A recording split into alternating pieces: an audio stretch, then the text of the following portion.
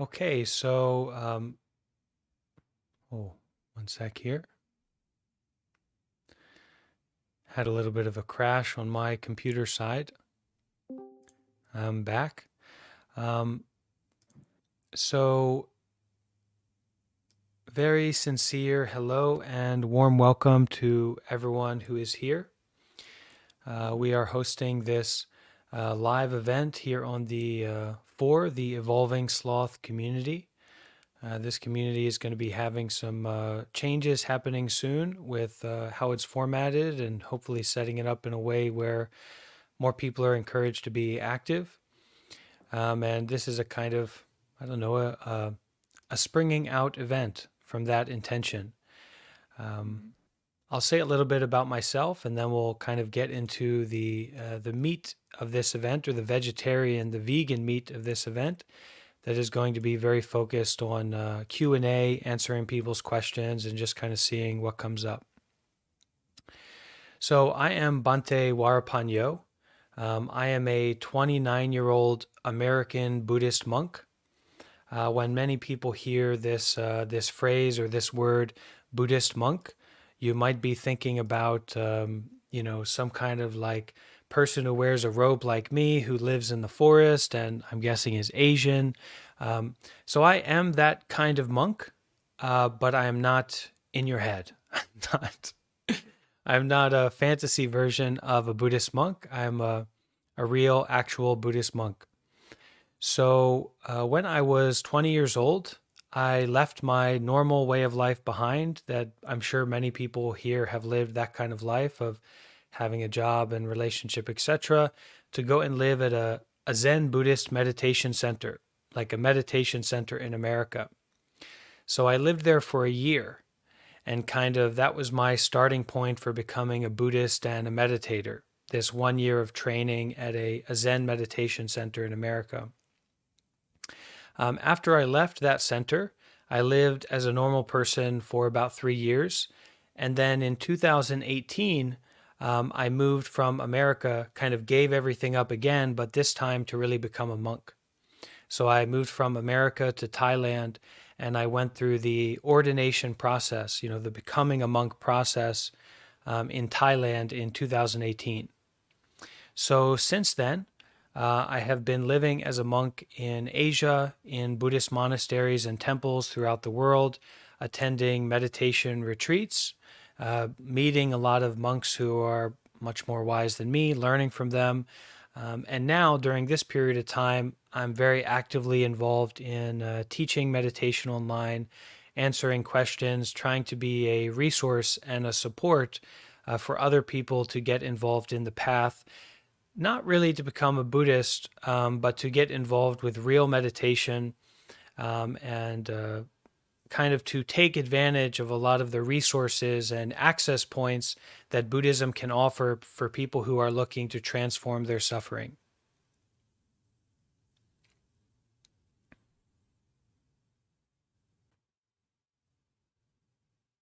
So the unique position that I'm in, where I'm able to do this, and for it not to be like completely strange and odd, like, oh my gosh, there's a Christian preacher here who's trying to get us into Christianity and just trying to sell it, is that the unique position is that the business and the religion of Buddhism is a way of transforming suffering. And to be a Buddhist means to practice virtue, being good, meditation, training the mind, and then developing wisdom, through this kind of mind training. So as a monk, my job and my focus is not to get other people to be Buddhist. Honestly, I don't care if anyone else is Buddhist.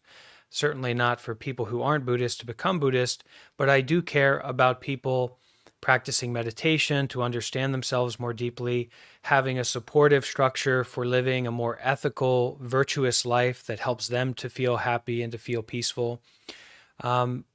And to kind of take advantage of some of the wisdom that is available in Buddhism to support their own path and their own freedom. So I am here as someone who is a meditator, as someone who is doing my best to be a good person and be living a generous life.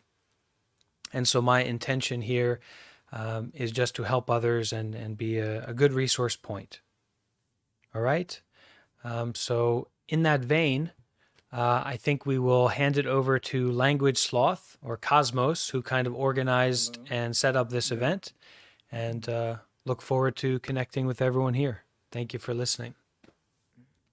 Hey guys, I would like to remind you guys that we're gonna open for questions in a while. If you want to ask anything you find interesting to him or to our community, you can ask in the events. It's just above us on the text channel there. You can also watch him on YouTube on the same link. But the way we structured a little bit this event today. I'm gonna ask a couple questions that I'm interested really to our guest here. And then we're gonna open to anyone ask any questions, anything you guys would like to know. We can talk about a little bit about different topics, such as meditation, which is I'm very excited to talk about, and things related to Buddhism, things related to how to be a better person, etc., etc. I would like to ask you a couple things that I have prepared. That honestly, when I saw you message in there on the survey, I was like, okay, I have to talk to this guy because this is like really interesting to get your perspective in those topics. One of the things I'd like to know is that what do you think it means to be happy? What is the Buddhist concept of happiness? Because that's something I struggle with identify. What does it mean to be in this? I think like in the Western world, we have this constant this idea of one day you're just happy and everything is always um amazing once you reach it. And I think you might have something to add to that.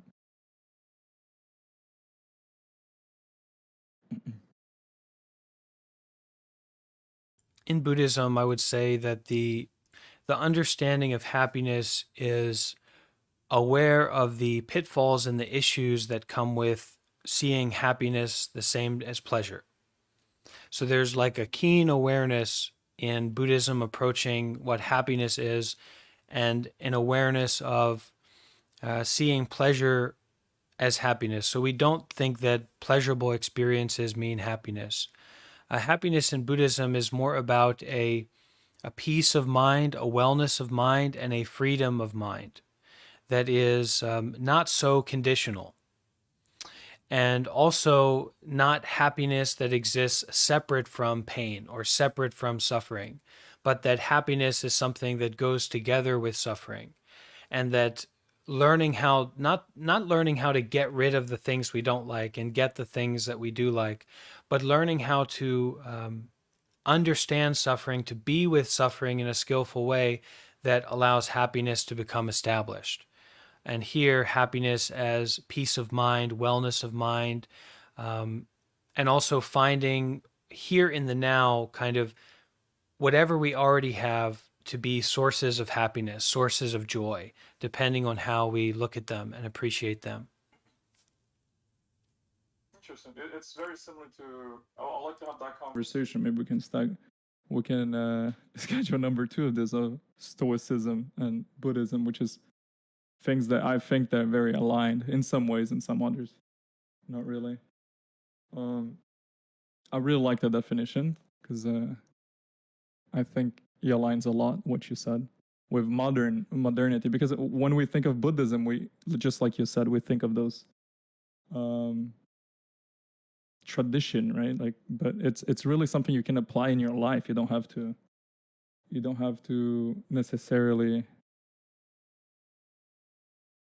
give in for win. Okay, let's continue. Do you think that what is the what do Buddhists think about death?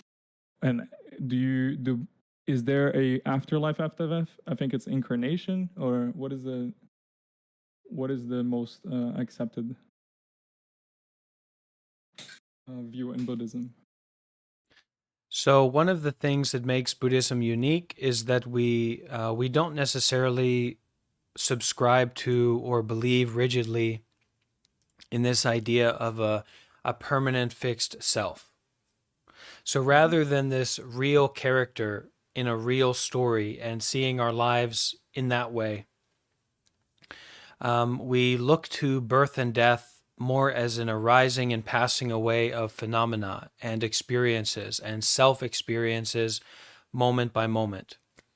So the idea of rebirth in Buddhism is that depending on the actions, the intentional actions that you take now, you are going to find yourself in a particular kind of self-experience moving forward.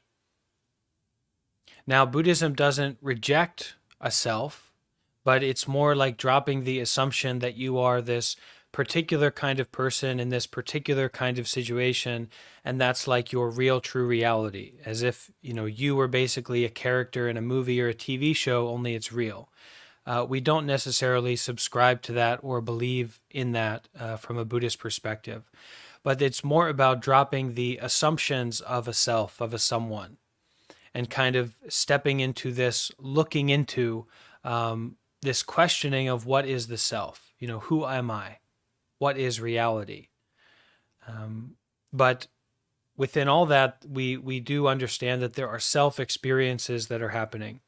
So depending on the intentional action that you take right now, like you can take an action of generosity, which is kind of going to have a good effect, or you can take an action of selfishness, anger, animosity, a wish to harm, and that's going to have a negative effect. So that moving forward, you're going to have this kind of negative self-experience. But the concept of birth and death in Buddhism means that within the arising and passing away moment by moment, there is a self-experience that comes up, and there is a self-experience that goes away, but there's not necessarily a continuous self-experience that's going from, when we were born in the story of our lives and then we die in the story of our lives. But rather it's more of a kind of contemplative, introspective way of looking at, life happening at this present moment. It's really interesting. We have a couple questions coming in. Leonardo wants to know, what does a Buddhist monk do all day? Like, what are the chores you have to do as a monk? What do you do? Like, what kind of things do you do in a monastery?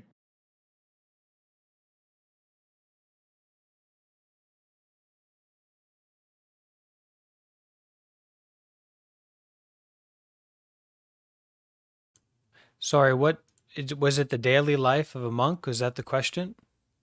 Yeah. Each day is different. I'm like a traveling monk and a wandering monk, so my daily schedule depends on the temple that I'm at, the group of people that I'm with, the responsibilities that I have in that environment.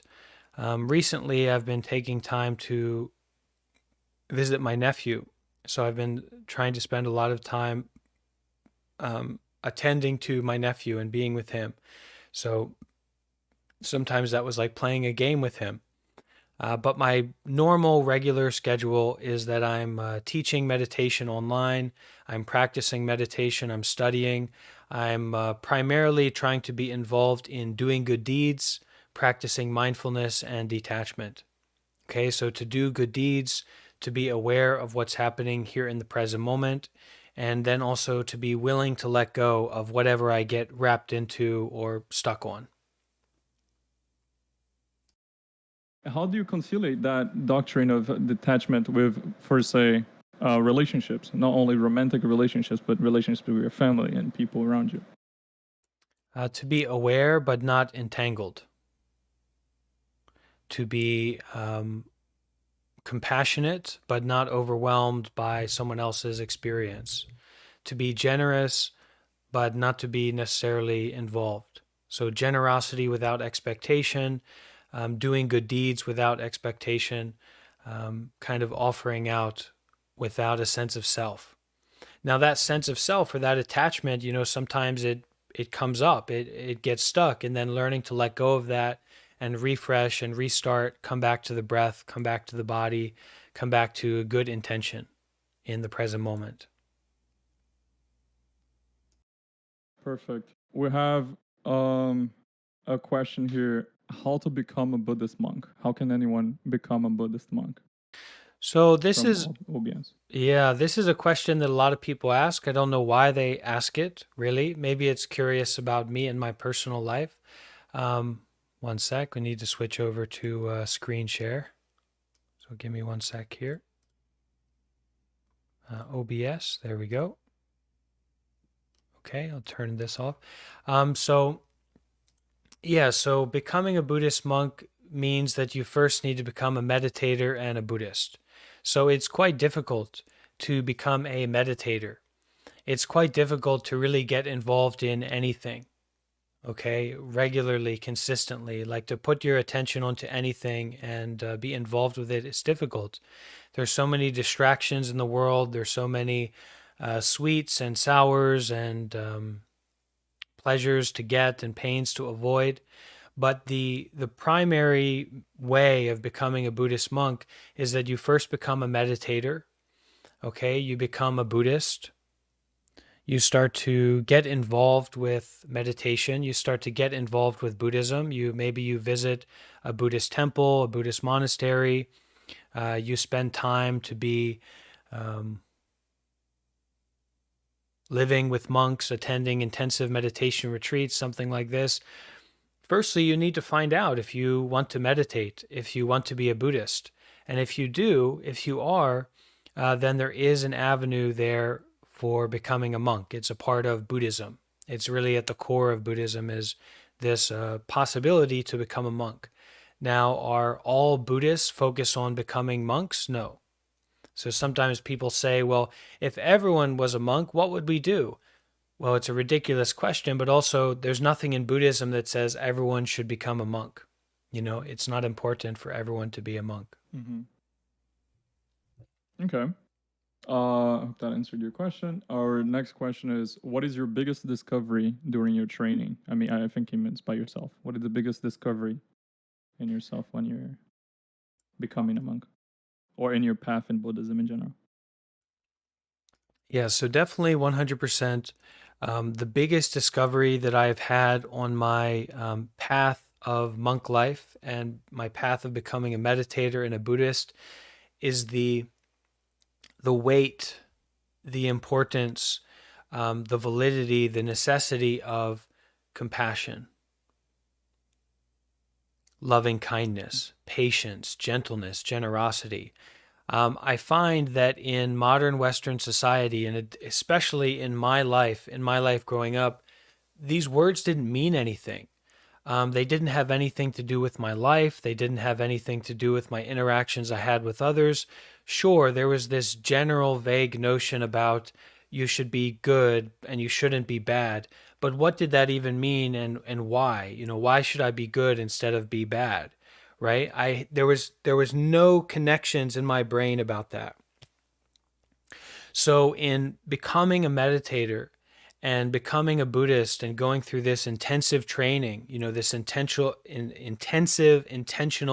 meditation training, I just kind of realized and I attained this understanding that point blank period, if you don't have a proper valuation of kindness, gentleness, generosity, compassion, forgiveness, you're not going to live an empowered life. Your mind is not going to be healthy. Virtue, ethics, morality, being good, doing good deeds, being a good person, being generous, being kind, being patient, being gentle, being loving, being forgiving. This is at the heart of a healthy society. It's at the heart of healthy relationships that we have with other people. And it's at the heart of the relationship that we have with ourselves if we actually want to be involved and to take care. So I realized that through facing my suffering in meditation and attending intensive retreats. You have to have compassion. You have to put it on a, you know, if you need to put something on a pedestal, if you need to reify something, you need to reify virtue. You need to reify goodness. You need to reify generosity. You need to put on a pedestal doing good deeds, practicing mindfulness, to be aware of what's happening in the present moment and to do good, to be generous. This is right there at the praxis on which the world of a healthy mind and spirituality or self-help, self-growth develop and turn. It's being good, it's virtue. So that was my greatest development and realization that I got as someone who went from really unstable mind, really a lot of intense psychological, social, emotional suffering, and kind of stepping into this facing and kind of getting thrown into the pit of fire of intensive meditation. And what I came out was this realization, this understanding of the efficacy, the viability, the power of doing good and not doing bad. And this is something that's totally at the core of like Buddhist societies and Buddhist culture. Thailand, Myanmar, Sri Lanka, like people, they will hear this and they will know exactly what I'm talking about. They will know exactly what I'm talking about. But for Western society and Western culture, it's matter of fact that this doesn't really make sense, or we maybe we've heard about this, but it's never been presented clearly to us about the necessity of virtue, of goodness, if you want to be happy. As simple as you want to feel good, you need to do good, but we don't think about it enough. So that was my biggest realization so far for my practices as a monk. That's okay. So right up to the next question, which I think is a great segue. We have from Blake. Does detachment help you experience less suffering and pleasure throughout life? And what are your thoughts on seeking or getting pleasure, whether it's from food, a trip, a relationship, a nice conversation?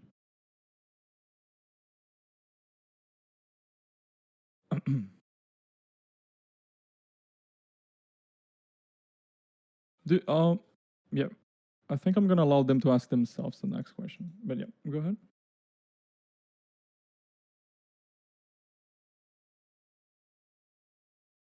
So it's quite important that we recognize that we do enough chasing after pleasure. We have enough anger. We have enough greediness. We have enough focusing on ourselves. We have enough attachment to thinking. We have enough attachment to everything. We have enough chasing after pleasure and trying to avoid pain. There's enough of it. That's what you're doing all the time. So you don't need to give more attention to that. You don't need to figure that out really in any way. You need to use the power of not chasing after something, not trying to avoid something, not living your life from this focus of how do I get pleasure and avoid pain. You're doing it enough. So sometimes when these topics are brought up, people say, well, what about my anger?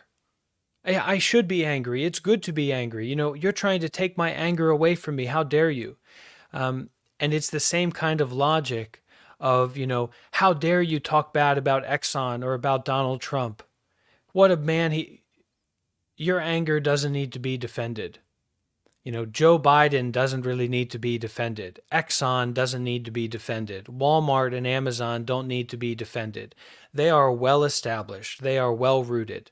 Your selfishness, your habit to constantly chase after what you want and avoid what you don't want doesn't need to be defended in any way. You can be sure that it's going to continue. So the power of detachment is almost like the ability to use the power of anything, okay? That means that rather than focusing on our reactivity, we can experience exactly what's happening right now, kind of before our reactivity comes up. So this allows us to use the power of it to do what? To develop our concentration, to develop our relaxation, to develop our virtue, to develop our generosity, our doing good deeds. So this concept of detachment is very important because it allows us to be free in the midst of any situation. The more that we are attached to pleasurable experiences, the more that we chase after pleasurable experiences, that is the more that we have a big problem with being wrapped up in painful experiences when they come up. Because we think what we are establishing ourselves in is this ability to get pleasurable experiences and to focus on them and make them more juicy and more enjoyable. But in fact, what we are training and developing is this ability to get stuck on particular experiences that come up, to wrap around and get tangled with experiences. So the more that we are chasing after desire, and then once we get it, trying to hold on to it and manipulate it and make it more and more, the same mechanisms of mind are going to apply when it comes to our painful experiences. So this is the power of detachment, to be free in any situation, in any environment. I see. Monsieur asks, do you think there is a limit on how much we can learn about ourselves and the world through meditation, practicing consciousness, being awestruck every day? If there is a limit, what could it be of what you can learn? Okay. No, there's no limit to what you can lose. Now, to what you can gain, there's a hard limit. Actually, you can't gain much. And whatever you do gain, whatever you do get, you're going to lose. But there's no limit to what we can lose. Because by the time we've been in the realm of somewhere to where we are at the limit of what we can lose, there's no self there anyway. You're going to lose your eyes, your ears, your nose, your tongue, your body, your mind. All of this is going to be lost. And in Buddhism, we have this concept of emptiness or impermanence, meaning that at the core of it, right, your body is empty of permanence. It's not fixed. It appears to be fixed, but it's not. So there's not really any limit to what we can lose, to what we can let go of. But there's a hard limit to what we can gain, both because of our, the confinement of our situation that we find ourselves in, but also because as you gain, you also lose, right? You can't just get more and more and more. Loss is happening all the time. Whatever you gain, you will lose. So you can't gather everything up. Maybe anyone would like to ask a question with their voice? Yeah. The next question, I think it's for Shotgun McCluskey, or anyone else would like to ask. The thing is, I'm going to have to give you permission directly. You can talk. Can you try to? There we go. Go ahead. Is my audio working all right? Yep, perfect. Sick. All right. I was just curious, how do you support yourself as a Buddhist, and maybe also how do other Buddhists support themselves? I was wondering if you have like a standard, like what would be considered like a standard or typical job, or if there's a different way you and other people support yourselves. Could you be more specific about what you're asking about? Like monetarily, so food, drink. How do you earn the money to pay for that sort of thing? I don't earn money. I don't do anything to make money. Everything that I have is through the generosity of others. I don't sell anything. I don't promote any sales. Nothing that I do with my time is monetized or has anything to do with money. So as a Buddhist monk, I am a part of a large community of Buddhists and meditators that support me to have a place to live, to have food to eat, to have a robe to wear, right? This is my clothes. I don't put on, overalls and go to Home Depot and try and figure something out. This is the monk life. This is the life of renunciation. So one of the main things that monks renounce is this life of material wealth development. I don't sell anything. I don't produce anything for the purpose of sales. I don't solicit for money. It's just people support me because they want to practice generosity and they want me to have what I need to do what I should do. So there's a few aspects of that. One is just a large Buddhist community. So there are Buddhist societies and Buddhist countries, and in those places, a monk is completely known and understood to not be doing anything to make money. So every day their meal is considered. How is the monk going to eat? Okay, the place where they live, the temple that they live, how is it going to be built? How's it going to be funded? Who's going to pay the bills for that? Because a monk is essentially homeless. Okay. It's called being a home leaver. All right, being someone who has left home, someone who has given up the family life, someone who has given up the life of private property ownership to a large degree.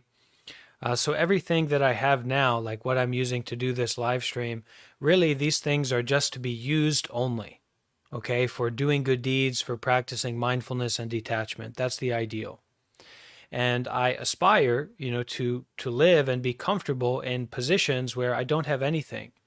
And in Buddhist countries, would be totally possible for me, Thailand, Myanmar, Sri Lanka, to arrive there as an American, okay, to arrive there with my robe that you see me wearing right now, my begging bowl, and maybe a small satchel with my passport or something like that, barefoot. Walk out the door of the airport and live the rest of my life there without any possessions or contacting people in America or speaking English ever again. Totally normal and possible. Because in these societies, there is this class of people that are home leavers. They would just accept me everywhere I go in that country. And they would support me. They would want to let me know, what do you need? Plane tickets, anything like that, all through donations, all through generosity. And if I did have something like a big medical expense or something like that, now, sometimes if I was living at a major temple for a long period of time, then there's a large group, like an organization behind that temple that's supporting it. So if I was living at a temple I'm a traveling monk, I'm a wandering monk now, but if I was living at a temple like that, I would talk to the head monk, the teacher, and say, I've got this medical expense, and they would probably organize for that to be taken care of. And sometimes some temples will help with medical insurance, something like that. But in general, in my position as a wandering monk, if there was a big expense or a big kind of thing that I needed help with, I would just let people know about it. And maybe they would support me, maybe they wouldn't. But it's all through the power of generosity. And that puts monks in quite a nice position to be able to host meditation classes and offer, different teachings and support, not from a position of needing the money of the people to which they're supporting. It's wonderful to be in that position. There's a certain kind of material detachment and a freedom and a authenticity that can go along with that when someone is, you know, spiritual teachings or sharing their wisdom or trying to help people with meditation, and there's nothing transactional that's going on, at least not in the material way of transaction. So that's how I support myself as a monk. And also to be ready, it's also a mindset to be ready to not have anything. If I got kicked out of wherever I was, barefoot with, hopefully my passport or whatever, but maybe not even that, to be able to walk and find peace through the meditation, through doing good deeds, through my sincerity, to find peace in that moment. And one of our necessities as a monk is our begging bowl. So to wander around, I need to eat, I need to drink, so I have my begging bowl so people can offer and allow me to continue living. And that's normal. That's something that is a practice that monks do. It's not so regular nowadays because we are very well supported by the Buddhist community, but it's something a lot of monks, myself included, aspire to practice. Yeah. Now, we have a question from Orchid. Would you like to ask yourself, Orchid? Yes, I will. My question is, what was the most difficult sacrifice that you had to go through to become the way you are today?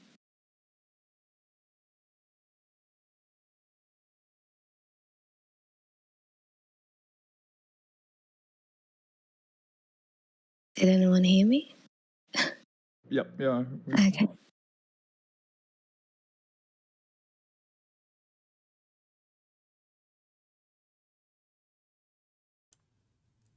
Okay, I'm still here.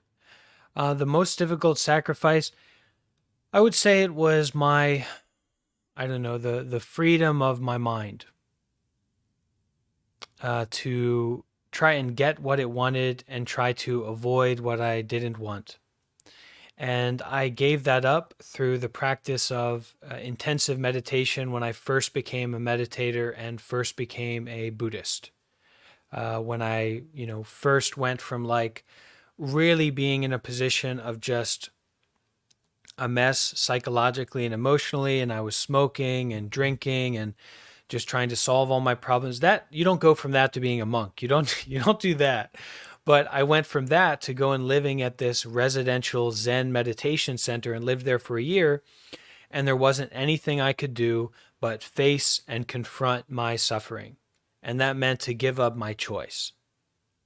So giving up choice put me in a position to find freedom with no choice. Freedom in just sitting. And that has been what has given me the biggest impact, I can say. And now I have a lot more freedom to choose than I ever have before, but that was through giving up. That was through letting go. And this is a work in progress. Work in progress. It's just like with any skill. The more that you develop in it, the more you are humbled by the capacity to develop it further. The more that you get involved with something, the more that you can see and meet and appreciate people who are way more involved with it than you. And then it's that process is continuing. So also something to emphasize is to detach from effect and focus on cause. So focus on the doing and don't kind of worry so much about the effect of that doing, but doing only, experiencing only. Perfect. The next question, I think it's from Mr. Antipathic, but I don't know if he wants to speak, but he's not here anymore. So we go to Mr. Obs Loves Bobs. Would you like to ask your question? Hello, Mark. So my question is, what's the difference between meditation and chanting? And my second question is, how can we like practice goodness when we are like living with some toxic and bad people? What was the first part of your question? What's the difference between chanting and meditation?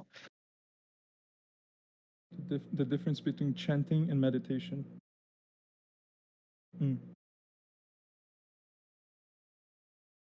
So the difference, what is your background with meditation or with chanting? So what do you know about chanting?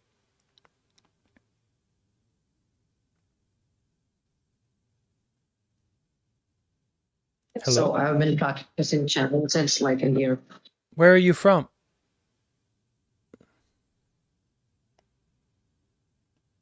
What country are you from? No, I think we just lost him. Oh, he disappeared. Well, let's see. Maybe he'll come back. The major point for meditation and chanting also helps with this, is to collect the mind, to gather the mind, to kind of concentrate the mind here in this present moment. And chanting can do that. And also chanting might have like a teaching as a part of it. So now you're collecting and concentrating the mind, but you're also kind of bringing up deeper wisdom or deeper guidance that's good to have in the mind. When it comes to dealing with toxic people that we have to live with, be generous. Do good things for them. If you get involved in doing good deeds, if you get involved with generosity, if you get involved with brightening and opening up your heart and mind, then first of all, that's going to affect other people in a positive way, period, because your quality of mind is going to be affected in a positive way. But even beyond that, when you're living around toxic people and you're living in those situations, you can't just kill those people or, destroy the house or something like that. You have to manage the situation as skillfully as you can. And so one of the best ways to manage those situations is to get involved more in generosity, to get involved more in doing good deeds. I mean, how upset can someone be if you clean their toilet for them? If you're actively getting involved in doing good deeds around the house, cleaning, doing nice things, saying nice things, being generous, being kind, being patient, and also training your own mind, brightening your own mind, then that is going to affect that outward situation as well. It's going to affect it socially, and it's also going to affect it internally for you. So, how to deal with toxic people? Do good deeds, practice mindfulness and detachment, and get involved in a positive way of generosity. Try to be generous to that person, and try to understand that people who are toxic or people who cause suffering are people who are suffering, period. So, we can have some kind of compassion for them. It's reasonable to have that. Okay, we have one more we have a question from someone who does not want to speak. He asks, I would like to ask, how do you achieve detachment while living in the disturbing reality at the same time? Okay.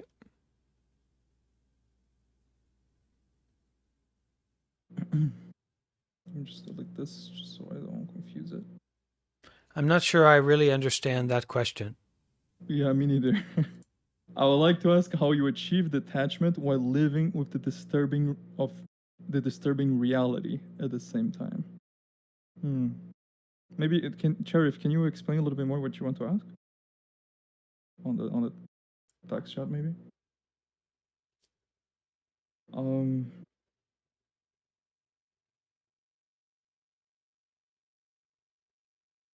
You can put it on and we'll jump.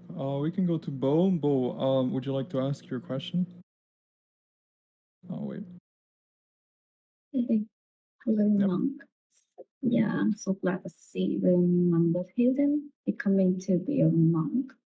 Yeah, this is the first time I see the people like you, a person like you.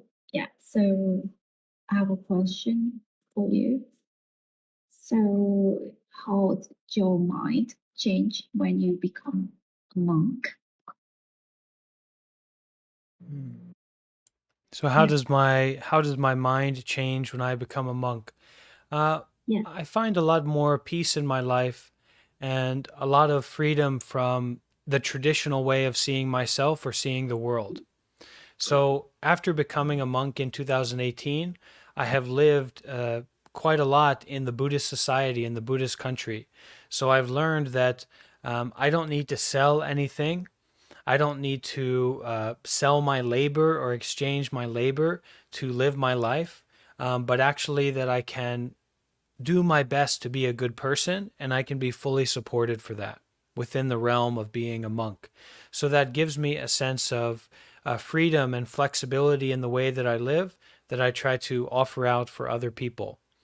I would say that I found a way of living that allows me to be a lot more sincere and focused than I was before.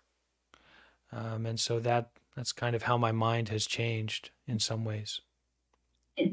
It's kind of like a very positive chanting, like in your mind. Yeah.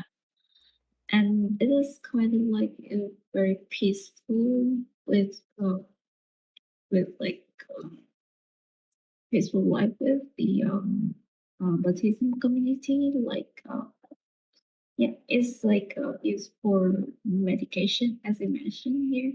Yeah, and also it just you have learned how to um you know how to some kindfulness and how to be like forgiveness and something a lot of yeah, and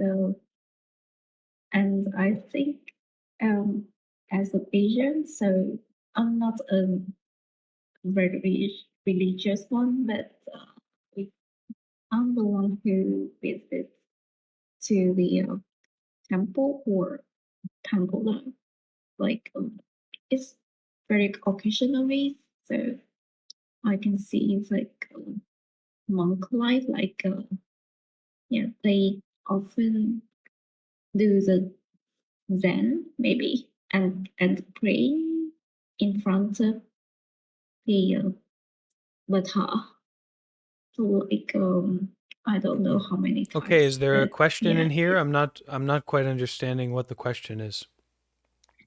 Okay, so have some questions. So how many times do you have pray in front of the Buddha?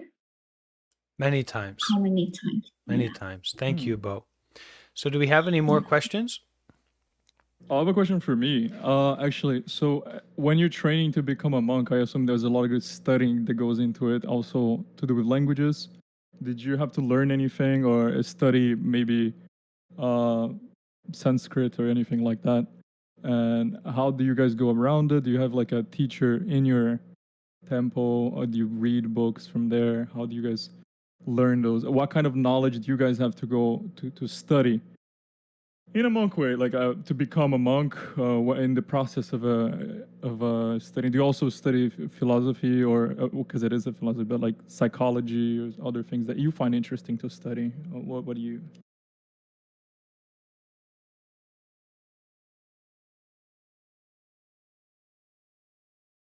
So fundamentally, it is a practice.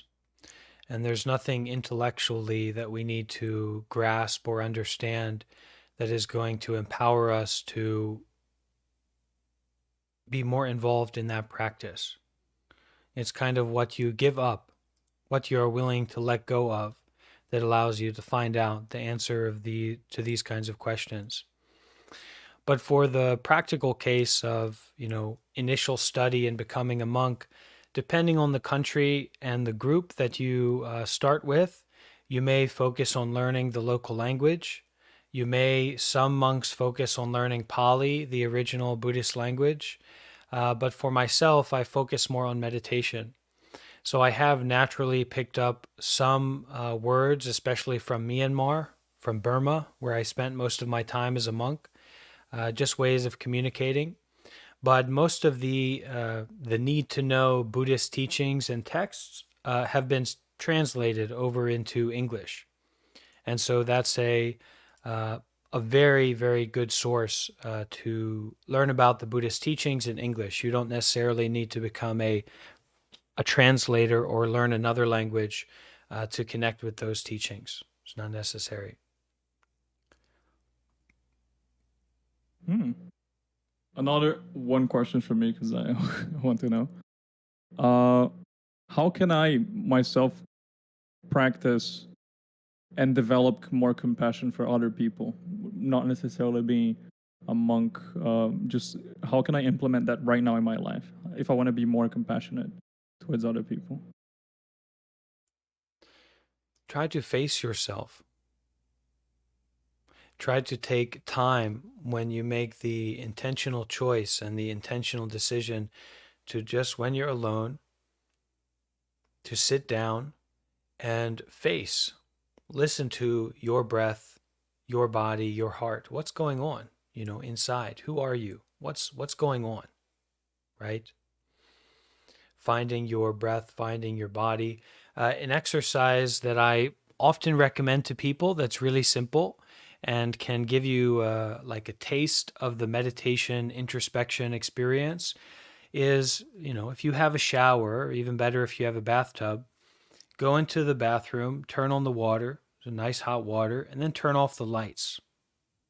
Go and sit down in the shower, or go and get into the bathtub and just sit in the dark, in the quiet, and focus on your breath. Turn the mind inward, turn your attention inward towards the breath, towards the body, and notice this kind of present moment experiencing rather than the thinking and the thoughts and the stories and the beliefs and the future and the past. Those things come up, but then coming back to this breathing, feeling the breath coming in and out, feeling the water as it's raining down on you, seeing the dark, the lack of seeing. This can be a really wonderful way to step into the introspective, meditative experience.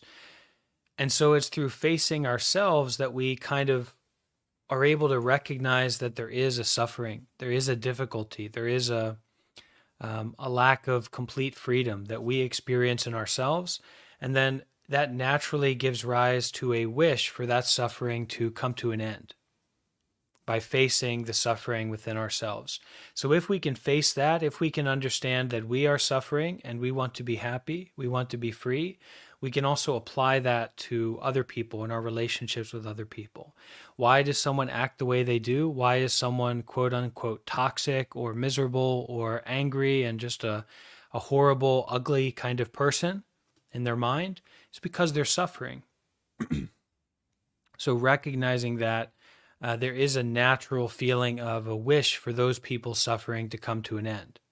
You know, we start to see toxic people as wounded people, and we can wish sincerely for their suffering to come to an end, for that to be released and relaxed. Beautiful. Now, if you can't do that, just start to volunteer. Just start to consider how you can use what you already have to benefit, to support, to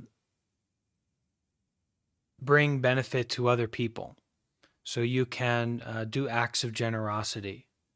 You can donate your time. You can volunteer at a soup kitchen. You can volunteer your time just for the purpose of helping someone else. Call someone and, you know, try to help them, try to be a support for their lives. And if you can do that, that's really valuable.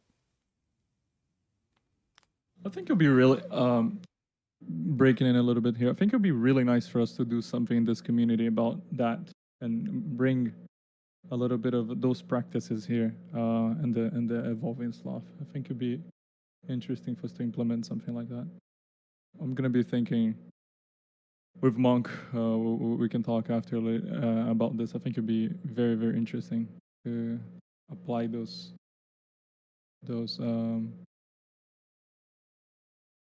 like policy each other to do something like that.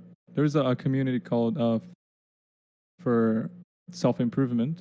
But we are really about this whole server. The idea here is about mental health and self-improvement, and that's perfect. Like that's what we were looking for. Anyone else would like to ask any questions on the chat? Anyone? Anything you'd like to know? You can type it in there, and I will allow you to speak. Blake, would you like to ask something? 1 second. Wait. Hey, so my question would be, what made you want to follow a monk's lifestyle instead of just practicing Buddhism as a regular person? Because I think it's really noble, and you do need to give up a lot. So, how do you? What was the switch that made you, okay, I want to take this path on my life, which is a very noble path?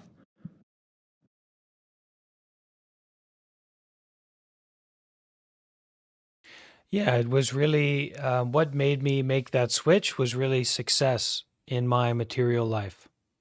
So upon reaching the success in my mind and in my life, success in my material life, material mind, materialistic mind, I realized that that really wasn't fulfilling to me. You know, I had the best job that I had ever had.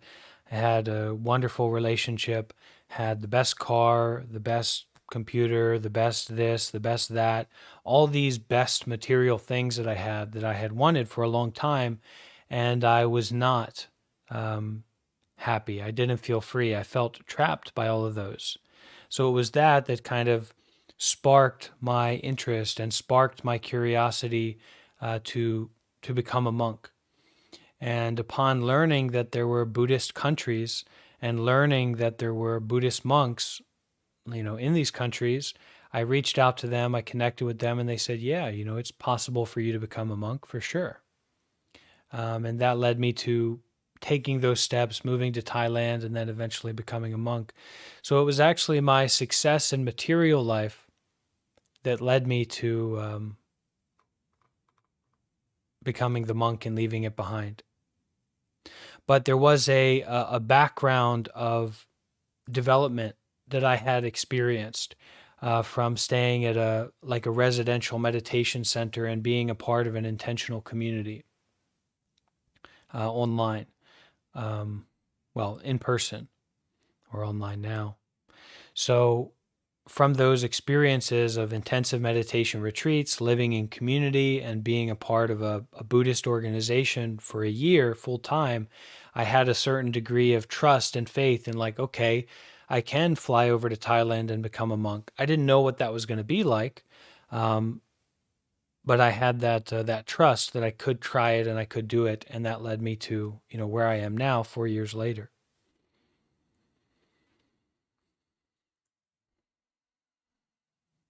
But I didn't know what it would mean to be a monk before I became a monk. I just kind of dived in and went forward on faith, went forward on trust, and that led me to this position. Amazing.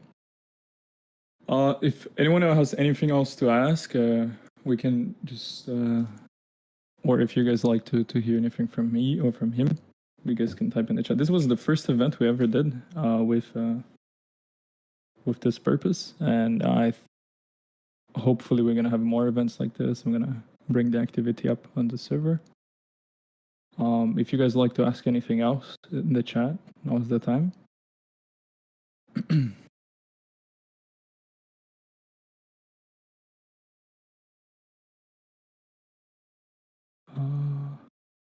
Okay.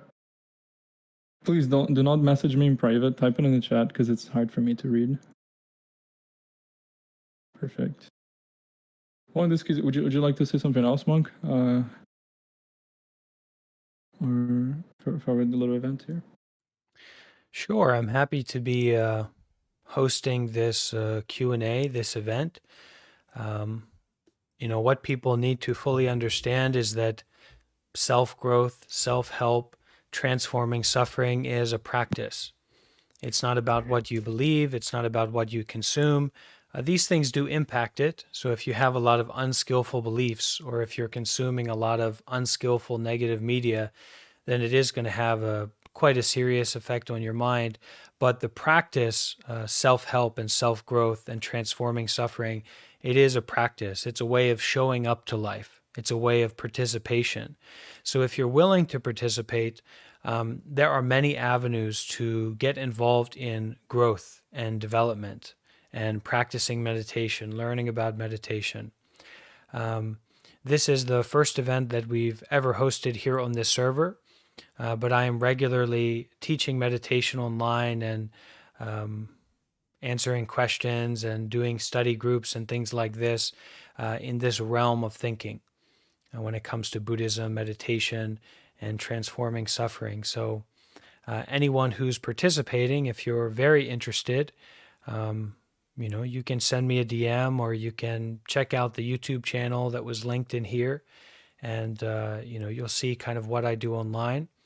But also moving forward, you can kind of consider on what kind of events and what kind of things we could do here in this evolving sloth community to make this a more of an active, robust place for healing and growth. Definitely moving forward, there may be some changes in the structure and management. I'll be helping to run the community moving forward. So try to think if there's some ideas or different activities that we could do here that would support this community and this kind of space for people to heal and to grow and to have that opportunity to practice. Perfect. You can either message him or me, or you can type it in the recommendations channel. Anything you guys like want. Thank you guys so much for those who came. I'm sorry because I'm on a different setup today. Maybe my microphone wasn't so good, but we're definitely going to be looking forward to doing more of these or other events. Thank you a lot, Monk, for coming. That was very informative, super interesting. And I definitely want to talk to you more about the differences between Stoicism and Buddhism and all of that. Should schedule a conversation just for that, which I find super interesting. Yeah, maybe thank you guys we can... who asked the questions. If you have other questions, you can type in the chat. But yeah, thank you guys so much. We're gonna end the event now. You make sure also to check Monk's Discord channel and YouTube. You can click on his profile. You can see everything about that he does online. All right, guys. Have a good weekend, and thank you so much for coming. Thank you all. Bye-bye. Thank you.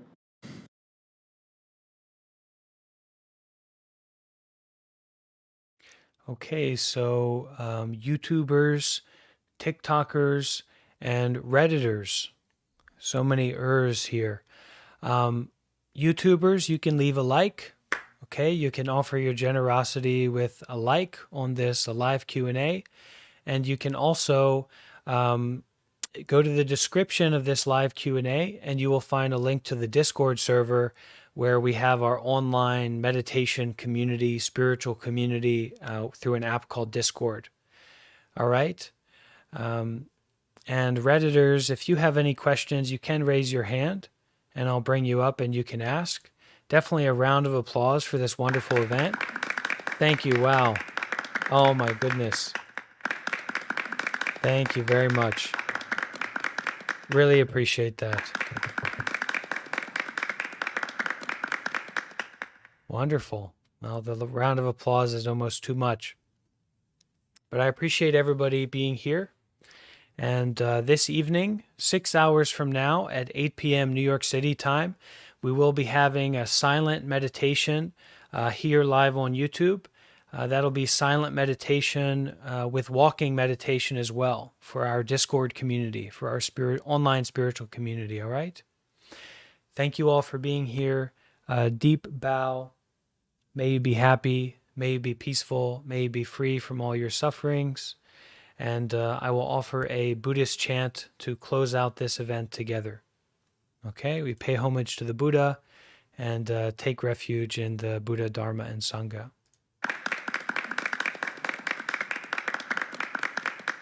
Thank you so much.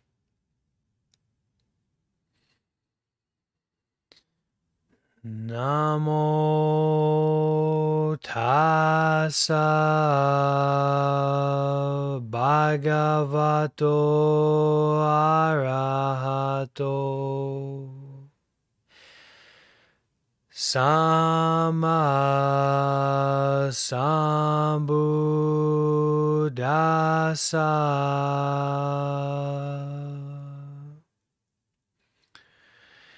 Namo tassa bhagavato arahato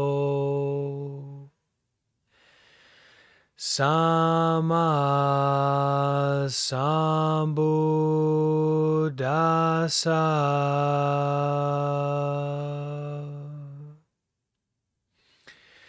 Namo tassa bhagavato arahato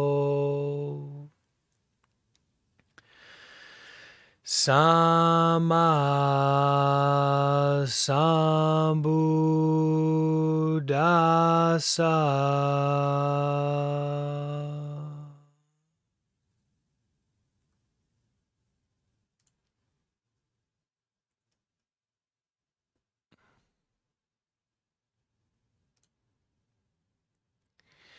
Itipiso bhagava araham samma sambuddho vija charana sampano sugato lokavidu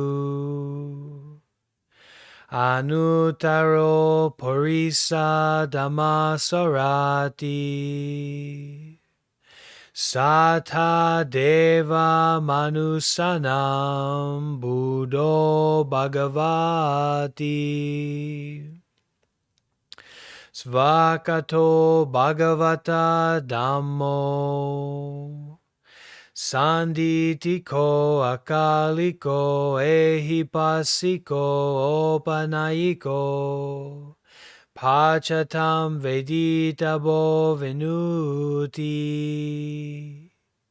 Supatipanno bhagavato sawaka sango Ushupatipanno bhagavato sawaka sango Nayapatipanno bhagavato sawaka sango Samichipatipanno bhagavato sawaka sango. Yadidam chatari purisa yugani. Atta purisa pugala. Esa bhagavato sawaka sango. Ahuneyo Bahuneyo Dakineyo Anjali Karaniyo Anutaram Punyaketam Lokasati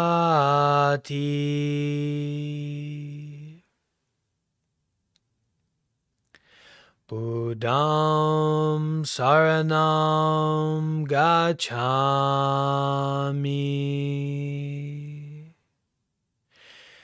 Dhammam Saranam Gacchami.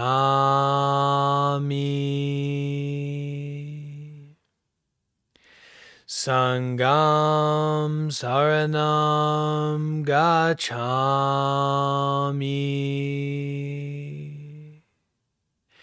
Dutiyampi Buddham Saranam Gacchami.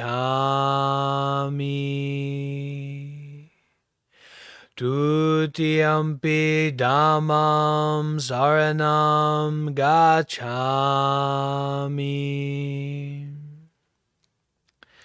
Dutiyampi Sangam Saranam Gacchami. Tatiyampi Buddham Saranam Gacchami. Tatiyampi Dhammam Saranam Gacchami. Tatiyampi Sangam Saranam Gacchami. Sadhu.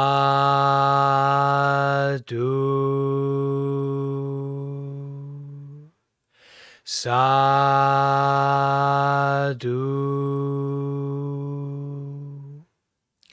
Sadhu.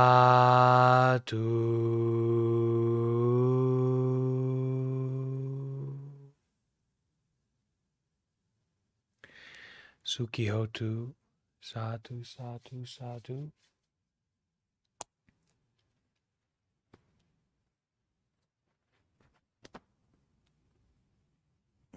So we should try to do good deeds more and more, without any limit, without any boundary, without any focus on the effect. If we can embrace our suffering, we can grow from it, but we need to learn how to face and be with our suffering in a skillful way, in a compassionate way, in a gentle way. Very important.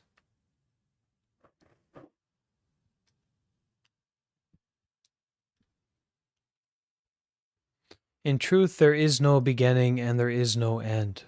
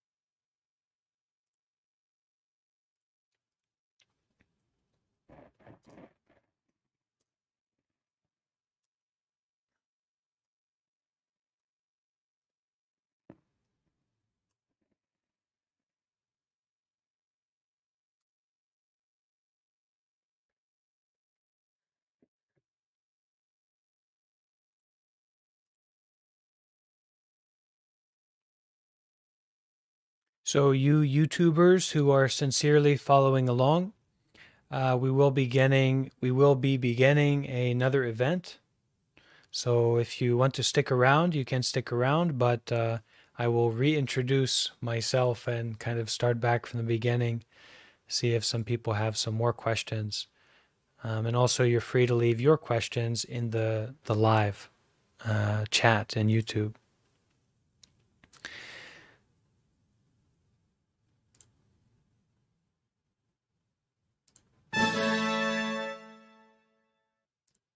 Wow.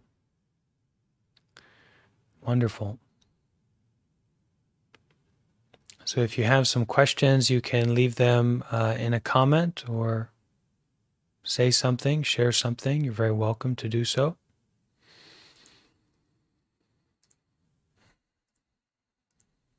All right. Hello. Welcome to anyone who's here. Okay. Moss raising their hand. Moss Feder raising your hand. You'd like to come up and ask a question. Great.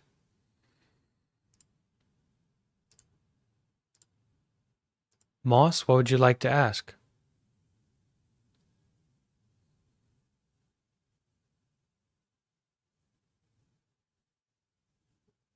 Hello, sir. I'm not sure if you can hear me. I was just wondering where faith is born from.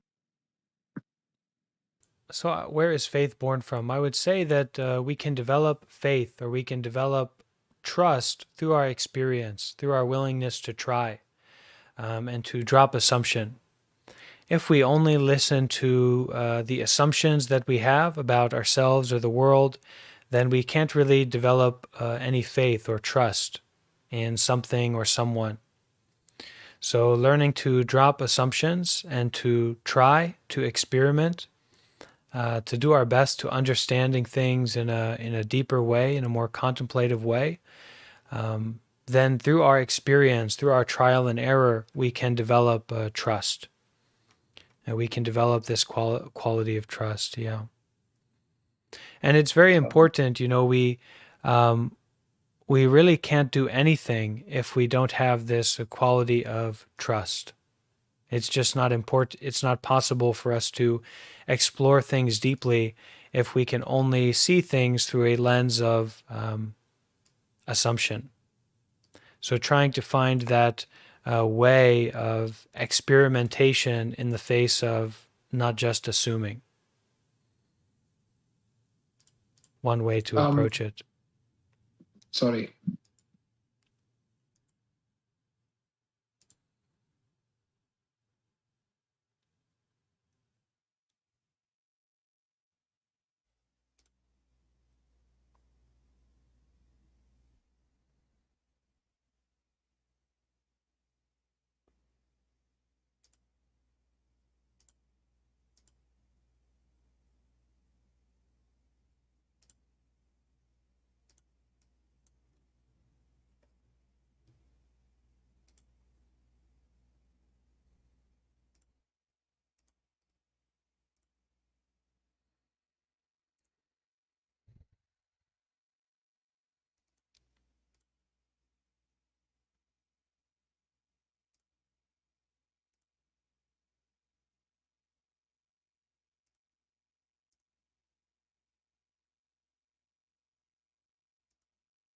Oh, hello everyone.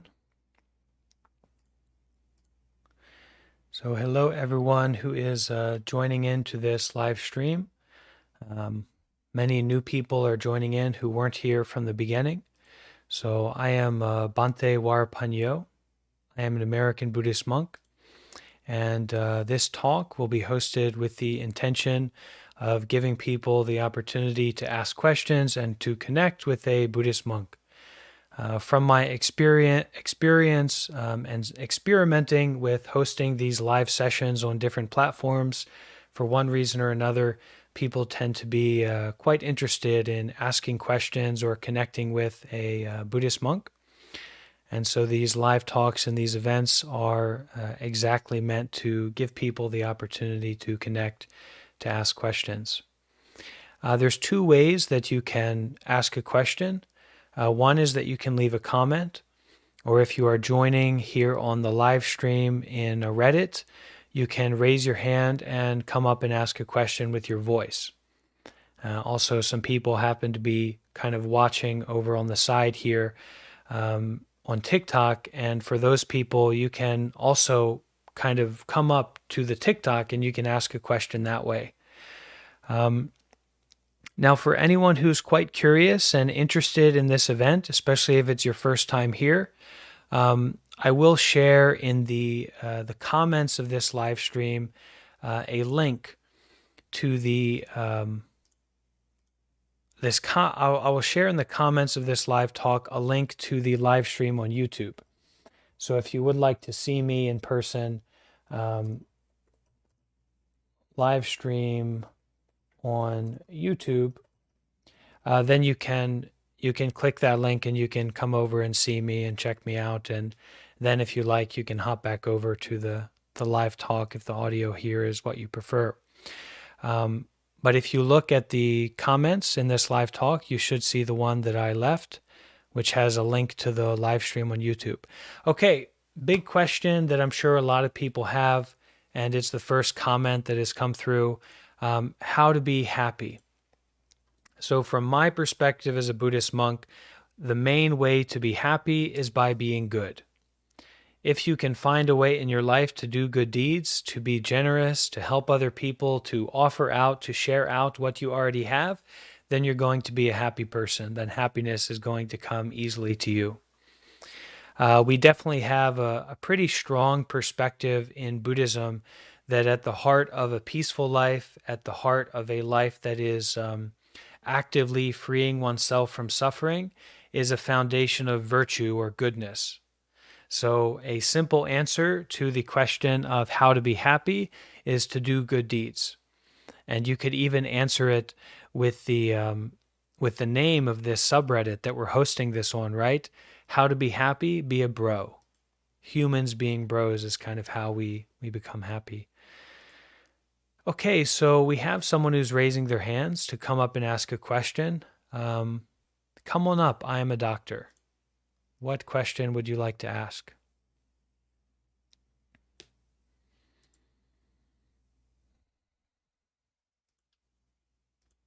Just have to unmute your mic.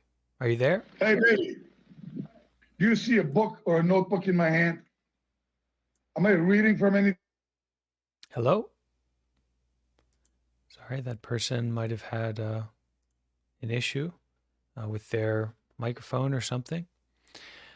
So just to reintroduce myself to the many new people who have joined, I'm Bhante Warapanyo, 29-year-old American Buddhist monk.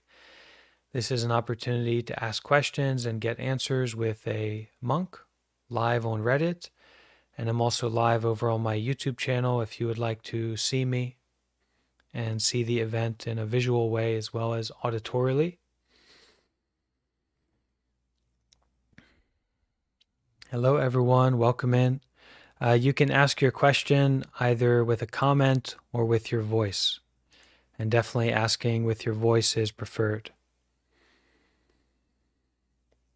Okay, Rick from the party left a comment and they said, how do you stay disciplined and avoid temptation? Find something that inspires you. You know, when it comes to discipline, at least for me, that means doing more and more good deeds, being more and more actively a good person, a generous person, a kind person, and being less and less selfish, you know, less and less angry, hateful, nasty, right? So in that case, it's finding something that inspires you, finding conditions, finding an environment that inspires you to do good, to be good. And so like for me, it's hosting these kind of live stream events where a lot of people are interested in meditation or Buddhism or the spiritual life. And so people show up and they want to learn about this stuff. Well, this is also what I want to learn about. This is also what I want to participate in. You know, I've been living as a Buddhist monk for 4 years, and the main focus in my life is to establish myself in happiness and goodness and peace and freedom from attachment. So in becoming a Buddhist monk, it's just like I've set up my whole lived experience to be around meditation and goodness, right? This is really important to me, so I find a way to inspire me no matter what in my life to keep coming back to that meditation, to keep coming back to that virtue, that intention to do good deeds, that intention to help other people. And like being able to do live streams like this, it really inspires me. It really kind of puts me on the stage where I have to show up. And I find that the biggest thing is finding a way to show up in my life again and again and again and again. Okay? So welcome everyone who's here on the Reddit Talk. You can raise your hand and come up and ask a question. So let's go to Prino. Prino, would you like to ask a question? Just have to unmute your mic. Sir. What's your question, Prino? Well, before I get into that, first, I'd like to say you're an extremely calm public speaker. Oh, Very thank nice. you. Very kind of you to say something like that. Now, first of all, I come from Thailand, and Sawadi. I've been to a few monasteries, and I just wanted to know, how are the monasteries in America? Well, I became a monk in Thailand. So the first Oh, monastery I ever lived at was a monastery in Chiang Mai called Wat Badara Pilom. So I see. I ordained in the Dhammayutta. You know the Dhammayutta Nikaya, right? I'll be honest with you. Okay. Anyway, I don't. so I ordained in Thailand and then made my way over to Myanmar. So I've lived most of my monk life in Myanmar. And I don't know, it's not so much about the place as it is the people. So you have some monks that are more focused on teaching, some monks that are more focused on academics, some monks that are more focused on meditation, some monks that are more focused on social work. And so whatever the head monk is focused on, that's usually what the monastery's, resources and attention is being pushed towards. So one of the main differences between Buddhist monasteries in Thailand and Buddhist monasteries in America is that in Thailand, it's like a Buddhist society. So like every person that you will come across, every person, every city, every village has a monastery, and 80% of the people there are Buddhist. And they're Buddhist meaning they have a relationship with supporting the monks and being actively involved in the monks' lives and following Buddhist teachings as well. In America, most of the Buddhist temples are in cities, and they are supported by the people who came from Thailand and moved to America. They're more focused on supporting those communities rather than supporting the monks themselves or focusing on just meditation. But it's just like in Thailand. There are some meditation temples, and then there are some preaching temples, there are some academic temples, and it's similar in America, only there's much less temples overall. And there's much less people who are involved in supporting those temples and monasteries and all that. Understood. Thank you very much for your time, and have a good night, bro. Thank you, Prino. Suki Hotu, be happy, be peaceful. So let's go now to Jez. Come on up, Jez. You have a question you want to ask?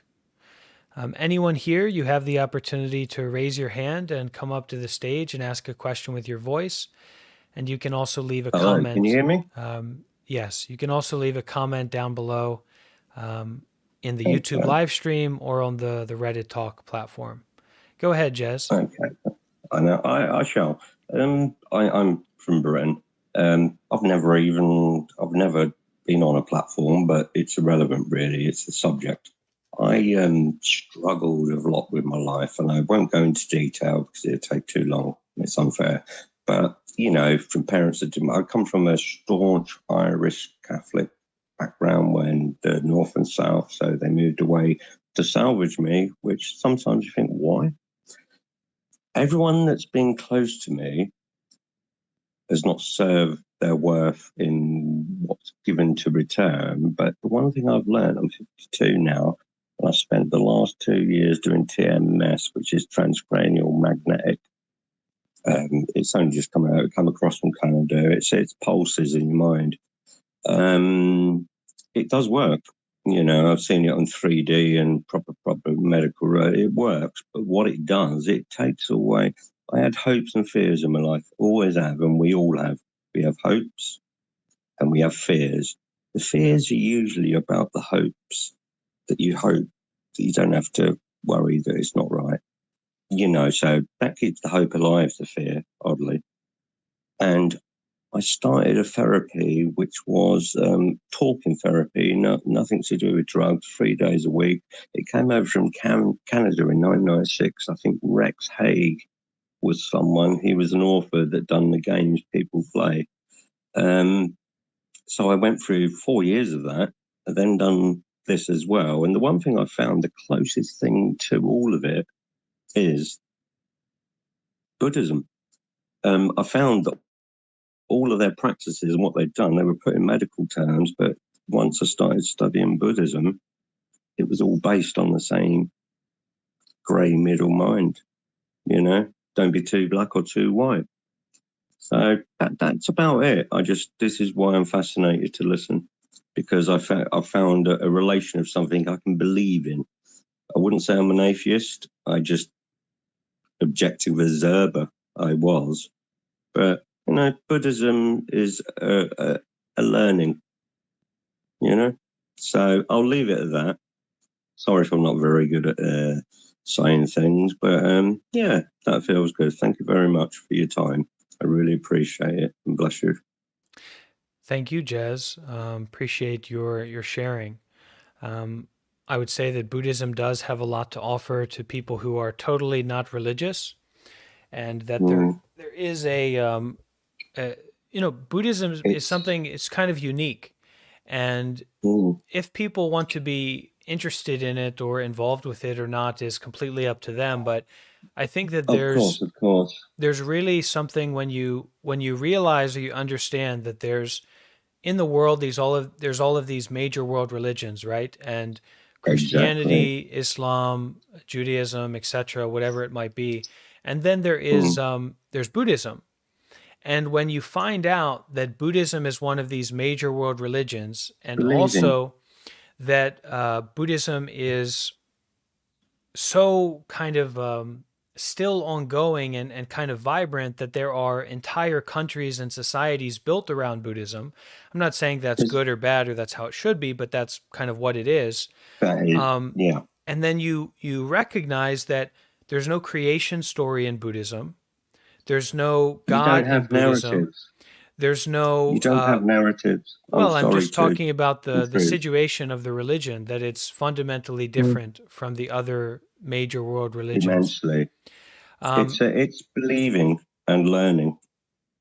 So there's really a school of philosophy that is what we call Buddhism, and that there's a lot to get out of that. And if you're looking for something, if you're looking for support in living a skillful life and transforming suffering, one of the best sources that you can find is 100%, you know, a lot of Buddhist teachings and Buddhist ideas. So it's definitely something to consider. I would say, considering going to Gomke, which is near me, it's an 1,800 acre site. I'm in Britain, so that's in Doncaster, and it's Gomke. And they're building smaller places around it, and it seems somewhere where I'd like to go for a while. You know, I've had a lifetime of stuff, but the one thing, it hasn't answered anything. I've found them answers myself, which became the fears. And then when I sat off the mat after the TMS, which is it's a science, which is magnetism for your brain, it does remove the fears, but I found it took away my hopes as well, because it leaves you quite blank. So anyone that's thinking of that, I would say give it a think more. But the one thing I can say before I finish, I suffer from PTSD, EUPD, and cyclomania, allegedly. But I'm keeping it on top because I have my learnings and my teachings every morning. And since I've studied, meditate a little bit, keep the silent, I'm just doing the middle of the road, and Buddhism's helped me do that. and I'm very thankful. I shall let other Yeah. people get in now because it's really rude of me. Thank you, Jez. It was nice to hear from you. And you too. No, I'm really sorry to anyone else that's sitting thinking, shush. Really apologise. Okay, thank you so much. Do I turn the mic off now, yeah? Yeah, I'll put you back to the stage. Thank you so much for your time. You're welcome. Happy to be here. Wonderful. All right, so just a springboard off of that for people who may want to come in contact with more resources, not necessarily related to me, but I just left some recommendations down in the comments. Right now we're doing with my community Buddha Book Club, where we are looking at the topic of transforming trauma or dealing with trauma through mindfulness. Okay, on a book called Flowers in the Dark, Reclaiming Our Power to Heal from Trauma Through Mindfulness. And then I also included in that comment that I left, a playlist for some Buddhist music that can be quite wonderful to listen to and bring into the mind. So there's a link to my YouTube channel and then also the Discord server that I run, and 2 recommendations for teachers and an app that you can use for practicing meditation. A Plum Village app. And Thich Nhat Hanh and Ajahn Brahm are wonderful, wonderful resources for wisdom teachings and deep talks on the nature of birth and death and healing, suffering, all that jazz. So if you can sort the comments by new and update that, so that'll be at the top of the lecture, very much appreciated. The top of this live talk. Okay, so we're going to keep bringing people up to the stage to ask questions. If you have a question, don't be shy. You can raise your hand, you can come up, and you can ask the question. All right? So we'll bring up No Chapter and Jack. Come on up, No Chapter and Jack. Welcome up. And also Miriam. Well, look, Miriam's here. And Low Ad as well. Welcome up, everybody. So let's start with No Chapter. Are you there? You have a question? Give it to me. Yeah, I can hear you. Go ahead. No, my question was, what is your question? Sorry, you might need to, if you do have any issues with the microphone, just go ahead and leave a comment down below and I'll try to read your question out. Okay. So let's go now to Low Ad.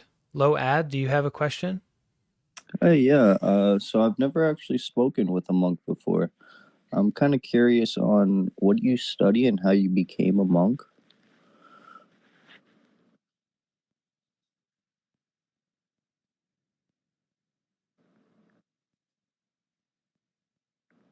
So I mainly study Buddhist teachings, and at the core of those teachings is a system of virtue. So like being good, doing good deeds, practicing generosity, being careful with my activities and my way of living. Okay. So studying teachings to encourage and help in the practice of doing good deeds. And then also mindfulness. So meditation methods, how to practice meditation.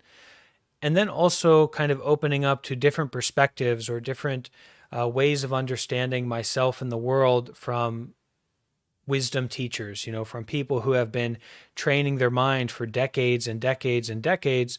They have a certain kind of perspective about reality and life that is the exact antithesis to any kind of shallow thinking or assumption-based thinking or judgmental thinking even. So I look towards those kinds of teachings to direct me in the way that I live my life. Doing good deeds, practicing meditation, and developing a deeper understanding about the nature of the mind. My process of becoming a monk began when I went to live at a residential meditation center in America in 2015. So I lived there for a year and attended, it's like a residential meditation community. So we practice meditation together every day. We attend intensive meditation retreats, and we kind of learn about Zen and Buddhism during that time. So that really changed my mind around in a lot of big ways. I recognized this importance of being a good person if I wanted to be happy, and especially if I wanted to heal my suffering, that I fundamentally need to be a good person and to find supporting conditions to be good, and also to go like deeper into relating to myself and relating to the world, not just staying on this realm of shallow thinking and judgment, but like I actually had to investigate, what is this? Who am I? What is life? Through my own looking and facing and introspection, not so much my adoption of a belief system.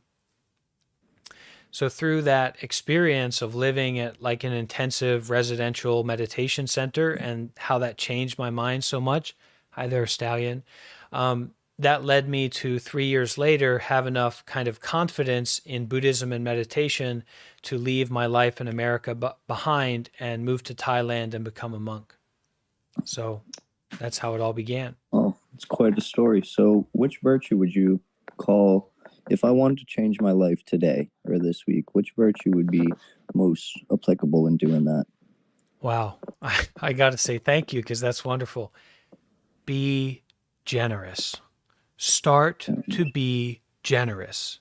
Start to be generous. Not changing yourself, not being a better person, not getting something out of your life.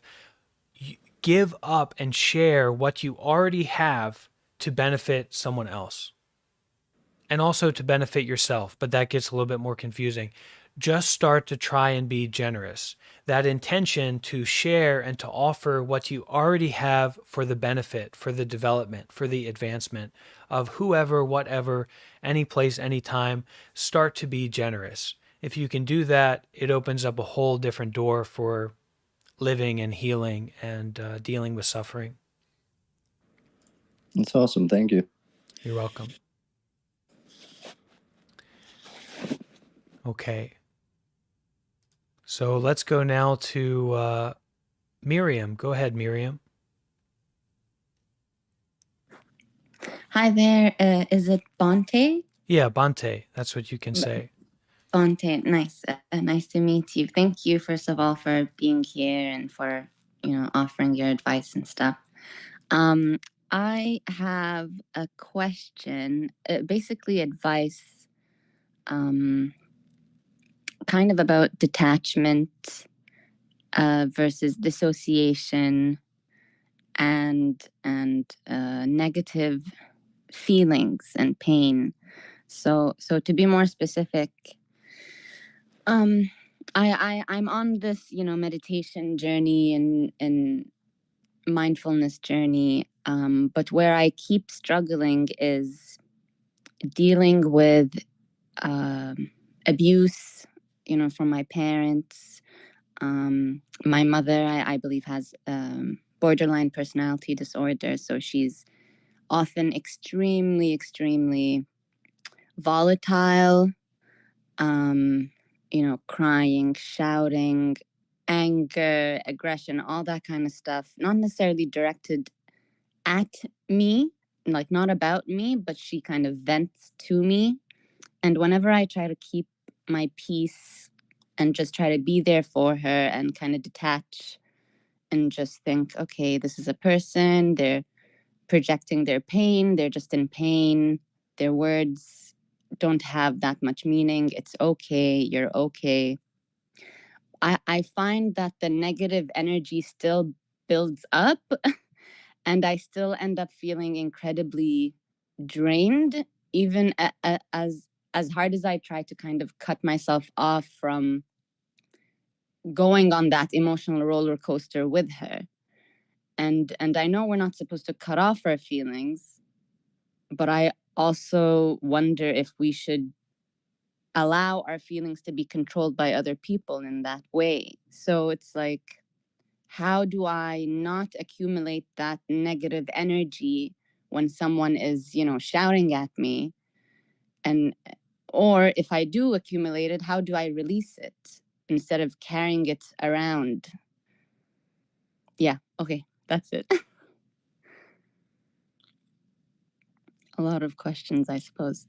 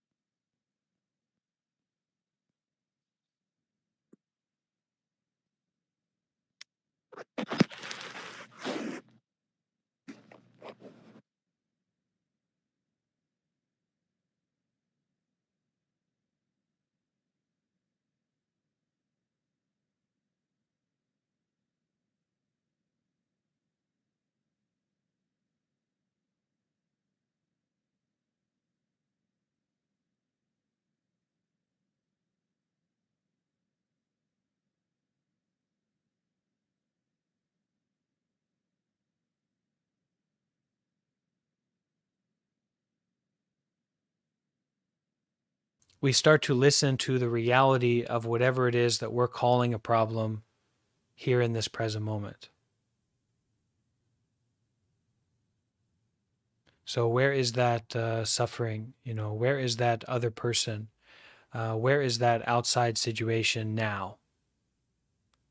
And it's through this process of mindfulness that we can begin to heal that trauma or release that suffering by listening to it, not by trying to get away from it. So at the core of that, why that approach is valuable, or the unique quality of that approach, is that we are willing to feel that suffering. We are willing to listen to that person in the situation you described, but then when we're not in that situation, which is, you just have to do your best, especially when you're involved in being a caretaker, or you're taking that position to try and help and alleviate someone else's suffering. And at that time, you just have to do your best. Try to listen, try to remain with your mindfulness, be willing and kind of understand. However you have to process what they're saying, do that to show up for them and be there with them. But when it comes to ourselves and that releasing of the suffering or releasing of that negative energy that comes up, if you can, go to a beautiful place, go out in nature, go for a walk, go to a park.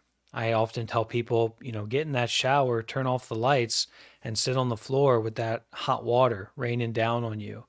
And at that time, be willing to feel what you're feeling in the body, in the breath, in the heart. Be willing to attend to that suffering, that experience. And this willingness to be with suffering, this willingness to be with the things that we don't like and the things that we don't necessarily understand, especially in the body, allows us to detach from our expectations about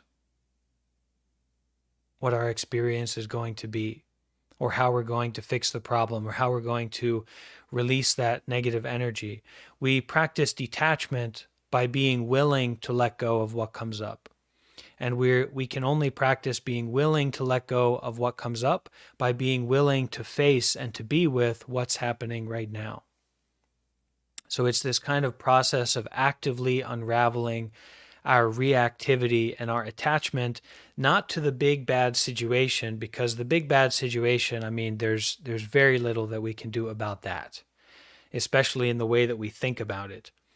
But what we can do is attend to our reactivity here in this moment and our self-fixation or our attachment here in this moment by being willing to listen to what's happening right now, by being willing to just breathe, to attend to the heart, the lungs, the body, the stomach. When you feel that, you talk about that negative energy that gets accumulated by your relationship, by your attending to this other person, where is that in the body now?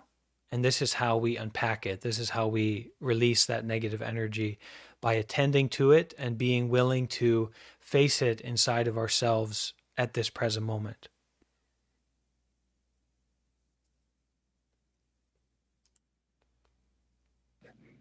Okay, yeah, I thank you. I suppose I have to just kind of, I don't know why I have this idea that we're not supposed to emotionally react to emotionally fueled things, that it's kind of like we are giving our control over to other people if we are affected by what they do. But is the solution, or maybe solution isn't the right word, but is it like just forgive yourself for being set off by a really angry person and just feel it through and just kind of like complete that process and move on? We need to step beyond the self-other aspect of the situation. When we put ourselves into this story of our lives rather than the lived experience that we're having right now, there's no solving it, because you're putting yourself into the trap. You're putting yourself into the puzzle. You're making your life a puzzle. So the first step in attending to this situation is to listen to not only, that negative energy that has built up or has accumulated in your body right now, what you're describing as negative energy, but also to be willing to listen to, without focusing on reactivity, your reactivity towards that experience, that negative energy. So this is like you're constantly kind of opening up to what's happening now, and the story comes up, the reactivity comes up, the multi-layered aspects of you and that other person and how they're affecting you come up, but you come back to just listening. And in that case, you come back to just releasing. Okay, attending to, being willing to be with what's happening right now. And our tool for doing that, especially as a meditator, is the breath, the body. And you can only release, you can only attend to here in this present moment. So you can go into like I said, you can go into the shower, turn off the lights, or the bathtub, and just sit there and listen. Listen to your breath, listen to your body. Okay? The most concrete reality that we can look to in terms of releasing, relaxing, transforming our suffering, understanding reality, the most concrete thing that we can look to is our body, not our stories, not our beliefs about ourselves and other people. Now, we don't reject them. You have to deal with those kinds of things because they're very real for most of us in our lives. But you have to understand that when it comes to processing and releasing and attending to, you give that attention to the body. And from that place of listening to the body, you notice, you are aware of those reactions, those emotional responses to situations. You come back to breathing. You come back to listening. And in this way, you release and you relax that self-fixation or that knottedness about that situation or that experience. You free yourself from it by listening to it, whatever it is, here in the present moment. The breath is a wonderful tool. Thank you. Yeah. Thank you so much. It's a lot to think about. I'm definitely gonna focus on listening to my body today and stopping it from feeling. Thank you. Thank you so much.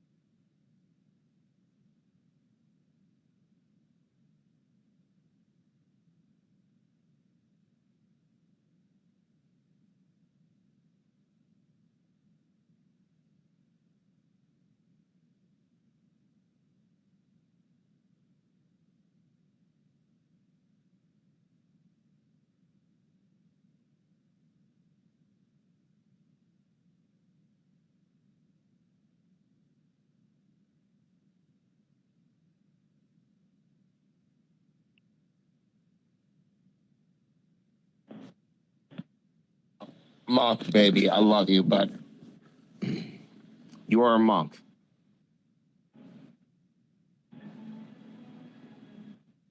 Yes, I'm here. Can you hear me?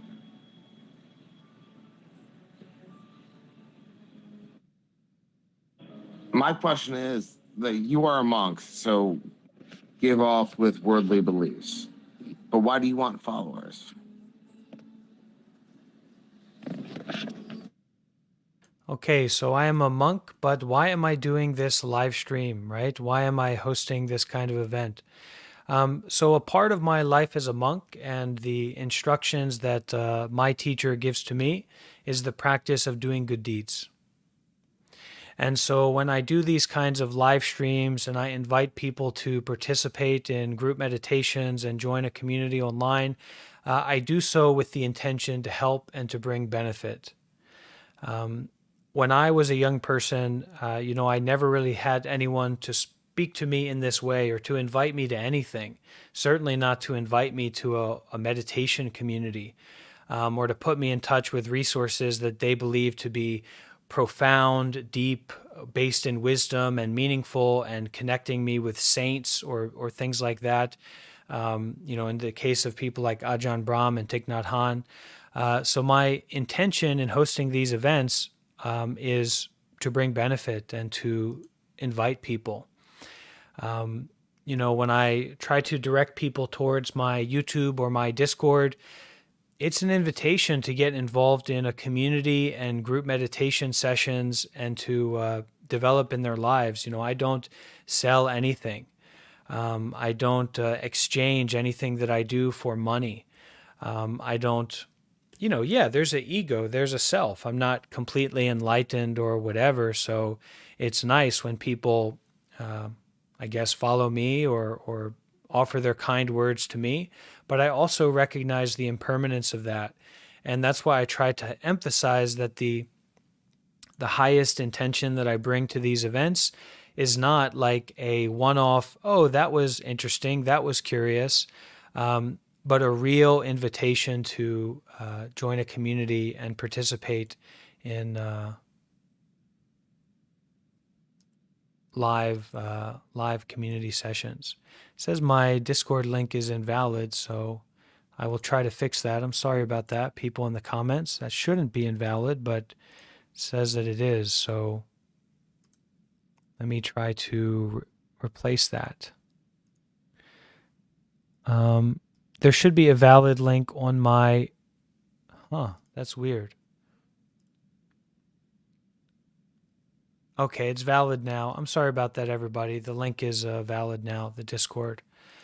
I just, I do it and I'm confident to do it because I think that it can bring people benefit. And, putting my ego aside, I'm here to do good deeds. I'm here to practice mindfulness and detachment. And I'm not going to be easily discouraged or easily confused about my intentionality in doing that because I'm familiar with that intentionality. And I intend to continue doing good deeds as wholesomely as I can. At least that's my sincere intention. Someone was up here before and they got dropped from the stage. If you want to come back up, you can. Really, I'm in a unique position when I, invite people or direct people towards resources because, like I said, I'm not working to build a following for monetary gain. I've spent hundreds of hours doing these kinds of live sessions and Q&As and lectures in different communities and different places on Reddit, live streams, and through none of that have I developed or intend to develop money or material wealth. Because I'm a Buddhist monk, I'm supported by the Buddhist community. I live in a monastery. My phone bill and whatever the things that I use to do what I do are supported by purely the generosity of Buddhist people who most of the time are not the people participating in these events. So it's more of a unique position that I'm able to be in because I am a monk and supported by the Buddhist community. But yeah, I do need to be careful, not to get too caught up in people lifting me up rather than people putting me down. Because we do have this quite strong concept in Buddhism that, these are called the 8 worldly winds. You get status, and then you get disrepute, right? You get gain, and then you get loss. You get pleasure, and then you get pain. So I try not to be attached to any of them.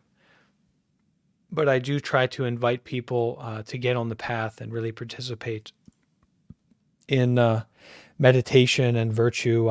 I'm quite confident that it's valuable for, a lot of people. And I try to be in a position where I can put people onto resources, not just me. But the difficult thing is that, the person who's here right now talking to you is the closest access point that's available. I can say, go to watch a video or Google on this teacher, Thich Nhat Hanh or Ajahn Brahm, and you should, and I encourage you to. I can give you a book recommendation, but I can also say, hey, here's my Discord, here's my YouTube, get as involved as you want to, and I'll support you as much as I can. And there's a little bit more of a directness there that I try to emphasize so that it's accessible for as many people as possible. Okay, but very good question, very good point. All right, so how about Pterodactyl? Are you there? You have a question? Yes. Go ahead. I had questions about the generosity thing you mentioned earlier. What are good ways to be generous when you're broke? Because I can't really donate. And my other question is, how do you be generous? Like maybe the answer to the first question is, be generous with your time and your effort. But how do you do that without just getting completely taken advantage of? Because let's say in my life, I have to live with roommates. If I'm generous with my time and I do most of the chores, naturally they're going to, sit back and let me do it. And then I'm putting in more effort than I should. Great. Or at work. Yeah, at work. It's like, I'll be generous with my effort. And then, the coworkers ride on that and you're putting in way more effort than maybe you should. Yeah. So you're really pointing directly towards the power of generosity. Okay? From the Buddhist perspective, from the monk perspective, okay, the root of our suffering is this tangled up knot of me, mine, self. I like, I don't like. I want, I don't want. Me, mine, power, control, give it to me, everything. Me, my, I. Okay, this knot of I, this knot of self-fixation, this knot of self-focus, this tangled up, wrapped up ball of being focused on me, mine, I. So what does generosity do? Generosity untangles the knot. How do you untangle the knot through generosity? Giving up, letting go of something that is valuable to you. Period. That's the practice of generosity. If you're able to do that, you can tug at the strings. You can just kind of loosen up this knot in a very simple way. Now, doing an act of generosity means that you have an intention to give up, to share, to let go. Firstly, you have to recognize what's precious to you. Generosity is not picking up some dirt off of the ground outside and then throwing it into the street or throwing it at a bird or something. There you go, right? No. So recognizing right now what is precious to you, what is valuable to you, what do you hold on to? What are you holding on to right now? And you brought up many things that you're holding on to, right? So how can we with our awareness, take something that is precious to us, something that we are holding on to, something that is valuable to us, right? And give it up, period. Now, we can give it up with an expectation. We can give it up with a desire that we're going to get something back from it, but understand that you can't control the world. So the act of generosity itself is just you giving up and letting it go and sharing it out. When you practice that, to being aware of something that's valuable to you, that you take to be very valuable, in your case, you're talking about your time, you're talking about your body, you're talking about your mind, take that and then offer it out and share it and give it up for the benefit of someone else. You can also do it for the benefit of yourself, right? Because sometimes we might give up our time that we would spend on TikTok or YouTube to go and clean our room or to go and clean a toilet. But you just need to keep it as simple as possible, because this knot of self-fixation, this tangled up ball of selfishness that plagues us, so this concocted way of living, right, that plagues us so deeply, it's very subtle, it's very refined, it's like a tangled up knot of fishing wire. So you're not going to intellectually untangle that. But what you can do is start to put into motion the mechanisms of untangling, of letting go, of releasing self-attachment. That is the practice of generosity, and that's why generosity has such a powerful effect on your mind and on your life. Now, the issue with a lot of people coming from a Western background is that we put virtue in the same, when we hear virtue, when someone talks to us about being generous or being good or being kind or being patient or being forgiving, we immediately think of submissiveness and being exploited. Now, I don't know where this comes from, but it's a big problem, especially when from a lot of people's perspective, the heart of having a good, happy, peaceful life is being good. The heart of freedom in any situation and freedom with yourself and other people is like being a good person, being a generous, kind, gentle, forgiving, patient human being is at the core of a happy, peaceful life, period. So not only do we not necessarily recognize that coming from a Western background at all, we don't even have that notion in our minds, but then when someone does talk about virtue, when someone does talk about generosity, we immediately think of exploitation, which is the opposite of generosity. And then we also think of submissiveness, which is once again the opposite of generosity. To be submissive is to be angry and selfish, right? We're just like an animal. We're just like a greedy monster. That's what is submissive and easy to do, right? That's submissiveness. To be generous takes a certain degree of freedom, being willing to give up what we are tangled up in, attached to, holding on to, etc. So there is a profound effect. It's a subtle, powerful effect that comes from humans being bros, gals, whatever humans being non-binary, pleasant, helpful entities, generous entities. That's what this subreddit is all about, isn't it? There's a profound, subtle, powerful effect that comes from it. Now, generosity is not putting yourself to be exploited. Let's say you're in the situation you described, Pterodactyloid, and there are a bunch of dishes piled up in the sink. Okay, I'm Pterodactyloid. I see all of those dishes from many different people piled up in the sink. Hey, I'm going to share out my time to bring benefit to the people. I'm going to be generous. Now you go and clean up those things and you're finished, right? Okay, you've done a good deed. You've done an act of generosity. Now someone comes along and says, I gotcha. I saw you doing generous activities and it's time to get you in that sink. You're our new dishwasher. You look at them and say, what the heck are you talking about? But people think that this generosity is like being submissive or being used by other people. No, it's even it's a strong analogy that come to my mind before. You go to a work site, right? You see that maybe your neighbor or someone who you care about, a family member, is doing some work. I don't know, maybe they got to dig a big ditch for whatever reason. Maybe they're making a hot tub. Sounds good to me, right? You hear about that, you know about that, and say, hey, I'm going to go over and be generous. I'm going to go and help that person out with my time, with my body. I'm going to do a good deed. I'm going to be generous with that person. So now you're digging in the dirt. Maybe you think you're going to get something out of it or someone's going to appreciate it. But regardless of that, you're doing a good deed. You're being generous, period. Now some monster comes along, some big construction attendant or something like that, foreman, construction manager. He runs a big business doing construction in an unethical way.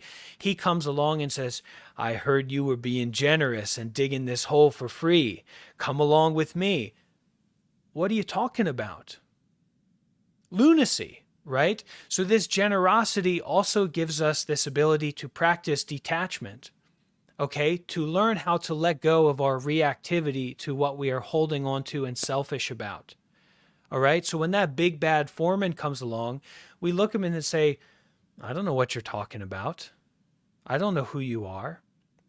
And how are we able to express in that kind of way? Well, it's because we are willing to not just be reactive. Oh, I'm digging a ditch and this person says it's time for me to help them. No, you're not just falling down a wormhole of yourself and your belief and your assumptions or what people, expect you to do. But you're using what you have right now to do a good deed.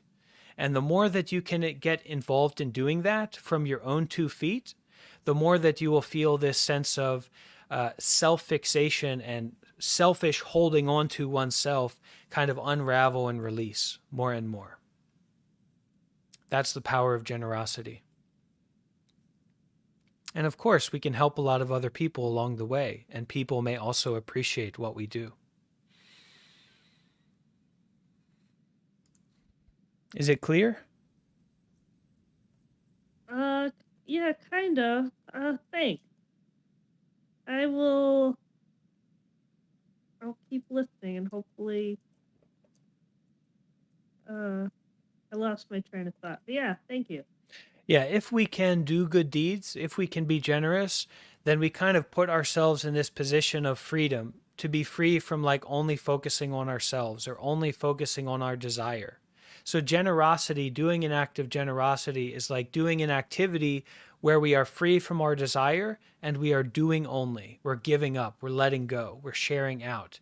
And this affects our minds in a lot of different ways. And it can also improve the relationships that we have with other people when we can express ourselves in a way where it's non-transactional, like I do this and you give me this, right? But instead, oh, I see that there's a need for this or that this could bring benefit. I'm going to show up, I'm going to do it. And then you stop, you do it, and then you're not doing it anymore. So you gave up a certain amount of your time, and that's what you did. You're not opening yourself up for exploitation, you're opening yourself up for freedom. Okay, so that's what I can share about that. Thank you, Paradactyloid. And a simple way to understand it as well is that if you do good, you will feel good. If you don't do any good, you won't feel particularly good. If you do bad, you'll feel bad. It's just like that. It's not more complicated than that. Okay, so let's continue. Seems like we have one more person here on the stage. Matsua Prode, you'd like to ask a question? Yes, hi. Thanks for all the insights you are giving. I really appreciate them. And my question was based on your Buddhist teachings and even maybe your perspective or all you've learned along the way. I would like to know your thoughts on why there's life, why there's death, and I mean, what's the purpose of all the universe existing, and I mean, what's the answer to this fundamental question from a Buddhist point of view and also from your point of view? Thanks. Yeah, so the answer to these questions is that they're about as good as toilet paper. They are toilet paper. What this means is that you need to be involved in living your life in a way that reduces suffering and increases freedom. You need to live your life in a skillful way, to be a good person, to train the mind, to do good deeds more and more, to establish yourself in goodness and freedom and happiness and peace. Why was the world created? Why is my body like this? Who is the one before my thought had happened? These aren't things that Buddhism is focused on or concerned with. The Buddhist teachings are concerned with waking up from the dream. waking up from a story-based way of living our lives and kind of stepping into a intimate way of being with life, wholeheartedly and directly. So we can think about these questions infinitely. Why was I born? What is the nature of all reality? Who is the one that created the heavens and the earth? I don't know. I don't care, frankly. I care about being happy and peaceful and free from my suffering. I care about helping other people. I care about people having access to the resources they need to live a good life, to be free from their suffering. I couldn't care less about the origin of the universe or the ending of the universe because it doesn't apply to me, and it doesn't apply to the people I care about, and it doesn't apply to the relationships that I have or society as a whole. Okay? How is the origin of the universe going to heal my suffering? It's going to give me a lot for my intellectual thinking to chew on, but there's enough of that already. So a usual rule that I apply and that is applied in Buddhism is what is true is relevant. What is true is directly experienceable for oneself. So you try generosity as I described it. You try doing good deeds and find out for yourself if that's something that increases a sense of peace and freedom and relaxation and social cohesion, or if it isn't. And that's how you'll know if it's true or not. But when it comes to complicated ideas about the past or the future, I've got enough of them. I don't need any more. So that's how I approach that. Okay, Matusa? Well, that was a good answer. Thank you, and hope you're will doing well with your things. Have a nice day. Thank you, Matusa. I appreciate that. So we'll go now to Rubik's Cube. Rubik's Cube, you have a question?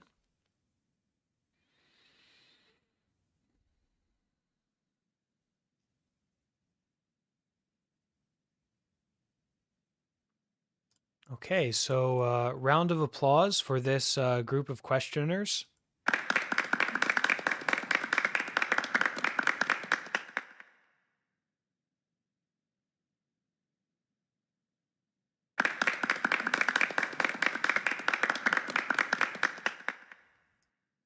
Wonderful.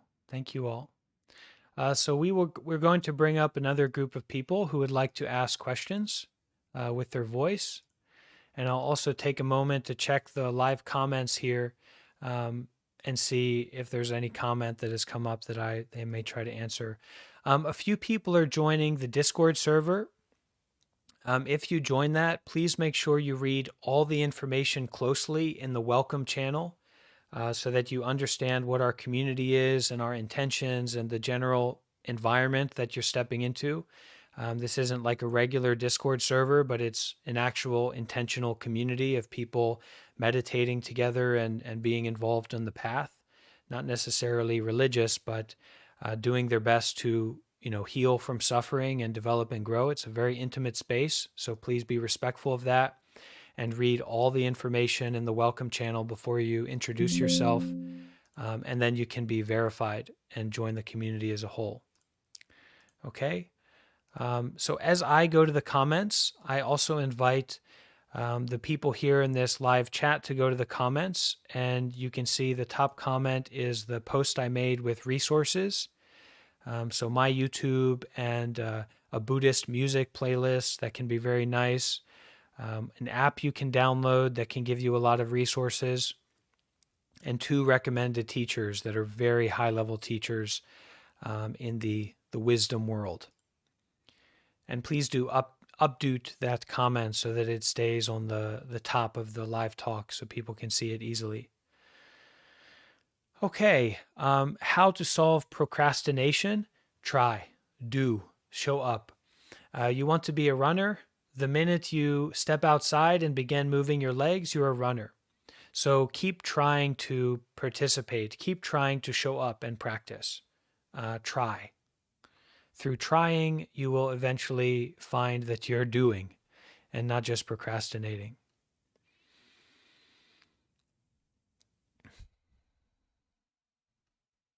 Okay. So not too many question. Someone says they found out their wife is cheating on them. How do they stop being angry? And thank you for this.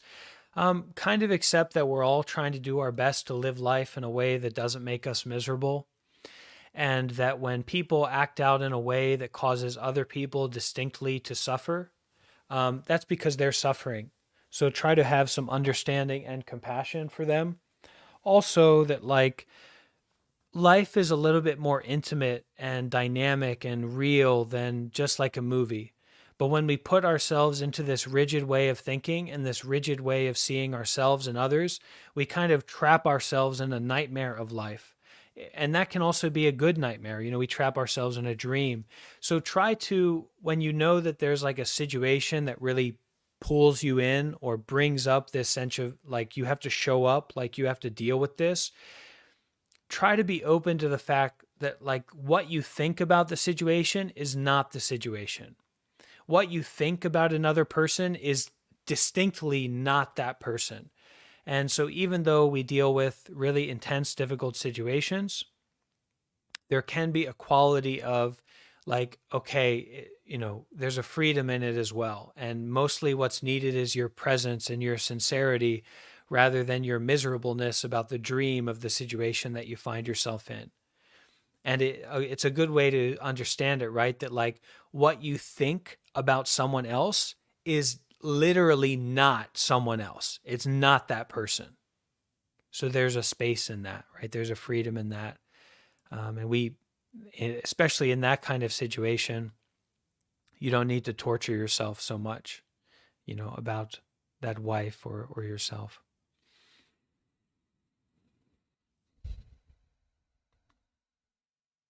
Okay. Someone else saying the Discord link doesn't work. I think I did change it. It should work now. The Discord link should be working now, but if you do join the Discord, please read all the information in the welcome channel and the rules before you introduce yourself. Okay. So we're going to continue bringing people up to ask questions. And then just FYI for anyone who's joining the talk and would like to see me, I am sharing this live on YouTube right now. So if you want to see me in person, you can just click on the link in that top comment that says my YouTube channel, and you'll see me over there wearing my robe and without hair and all that. So very interesting, right? Okay, excuse me. So we're going to bring up the next round of people to ask questions with their voice. Thank you all so much for being here, and I look forward to answering your questions. So we're going to bring up Maha, Woofy, Neil, Braden, and Ong Choi, and Stallion. Okay.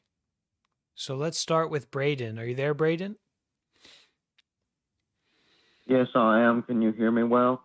Yeah, go ahead. What's your question? I have 3. Is that all right? Let's start with the most important one. All right, then. I don't know much of anything about the Buddhist thing. Could you tell me something about it? So we can say that Buddhism is a practice or a philosophy. Buddhism is a way of life that is founded on 4 basic assumptions, basic understandings. 1, there is suffering. So in life, there is unsatisfactoriness. There is a feeling of a lack of well-being. 2, there is a cause of our lack of well-being. There's a cause of our suffering, and that is our constant desire for things to be the way we want them to be, and for things to not be the way that they are. So the cause of our suffering is this desire. 3rd, that there is an ending of suffering.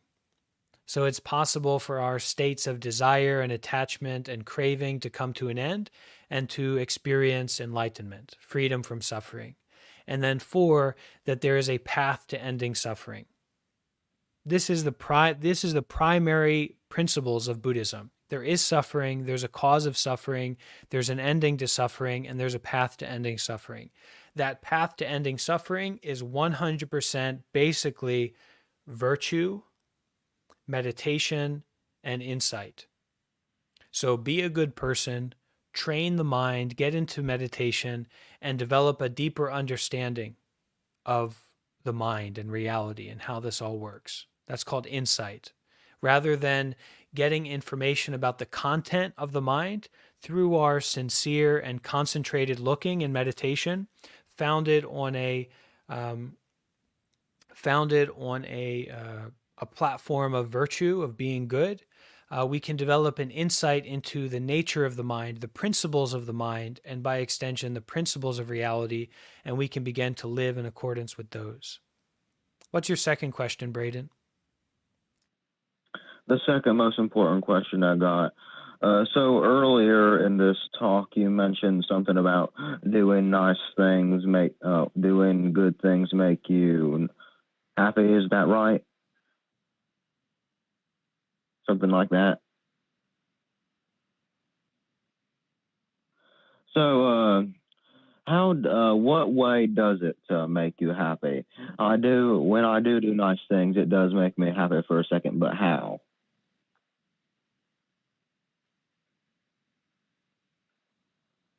It's to not be so selfish, right?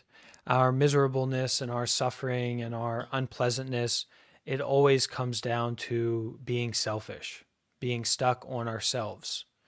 The more that we can release that self-tension, that self-fixation, the more that we can experience happiness and freedom in the here and now, and also happiness and freedom in any situation at any time. And generosity is one of those most simple, most direct ways, like being a bro, helping someone out, offering out what we have to bring benefit to someone else, is one of those initial ways, simplest ways that we can free ourselves from that constant self-attachment. What's your final question, Braden? All right, then that question also answered. Great. That's great. Okay. Thank you, Braden. Appreciate you. Let's go now to Stallion. Stallion, you have a question? Hi.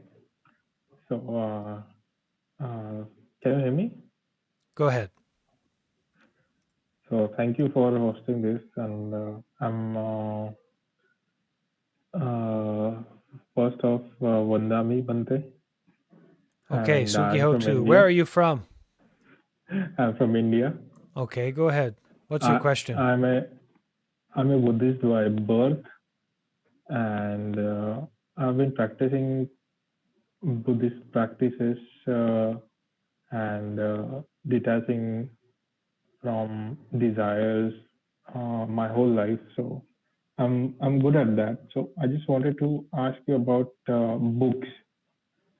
I wanted to learn about ancient Buddhism and let's say Mahayana Buddhism. So could you explain in a short form that what is the difference or what basically is Mahayana Buddhism, and could you suggest books on ancient Buddhism? It is so widespread, like from India to Afghanistan. So it's so widespread. So could you throw some light on that? Thank you. Okay, so I'm not really an academic. I'm not someone who can speak so much to ancient Buddhism. But what I can say is that it comes back down to always a practice. So finding those books or those teachers that support you to practice, those are the teachers and the books that are going to help you out. The major difference between Mahayana and Theravada Buddhism is just how Buddhism evolved after it left from India and went out to Southeast Asia, or went out to China, or in some cases went out to Tibet. So in that case, what's really important is that we kind of recognize that in Theravada Buddhism, there's a stronger emphasis on enlightenment for ourselves. And then in Mahayana Buddhism, there's a stronger emphasis in enlightenment to benefit all beings. Okay, but there's other differences that I couldn't really speak so much to because I'm I'm more of a practitioner. I'm not so academic. All right. So let's go now to Ong Choi. Ong Choi, are you there? Yes, I am. Thank you for hosting this AMA. You're welcome. Yes. So how many questions am I pertained to ask? Ask the most important question you have, and we'll go from there. Okay. All right. So one of the questions I have is basically of a proverb that is probably mostly spoken in the circles. So in the idea of enlightenment, people keep saying, before enlightenment, you chop wood and carry water. After enlightenment, chop wood and carry water. What does this mean? It means that this simple, ordinary life is the home of awakening. This simple, ordinary life is the home of freedom. That in this present moment, you have everything that you need, not only to be happy, but also to be liberated. And this outside looking for some person, some place, some experience is inherently attachment, craving. And it's always going to make you suffer. So before enlightenment, you need to wipe your butt. Or, in Asia, they use water, which is better.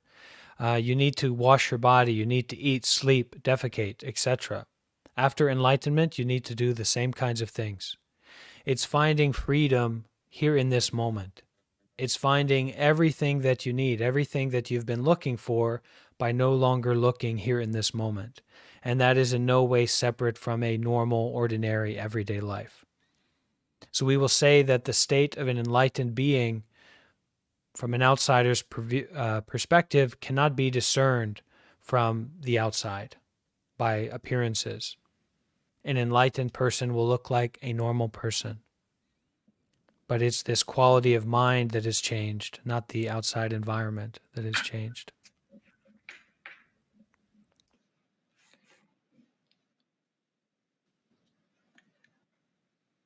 Yep. Thank you. All right, we'll go now to Woofy. Woofy, what question would you like to ask?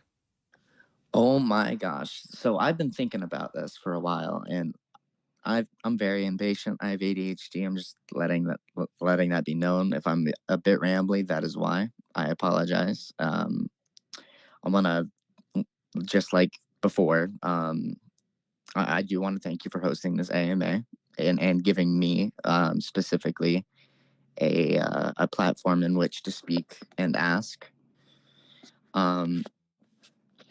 So originally sorry, I gotta order an Uber. I'm going to a support group,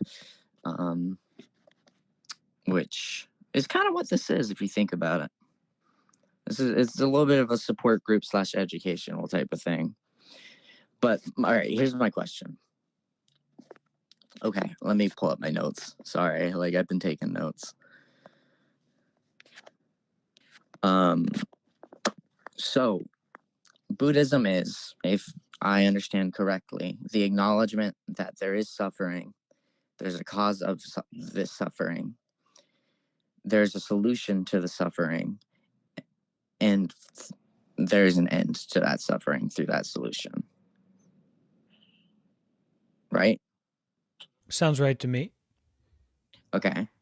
And the ways to end that suffering would be virtue, insight, and meditation. No? That's right. And virtue is to get involved in doing good deeds, especially generosity, more and more. And I'm 100% for that, right? I'm a very altruistic person. I'm very caring, giving. I like to call myself what is it called? When you give, right? There's a word for it. Oh fuck.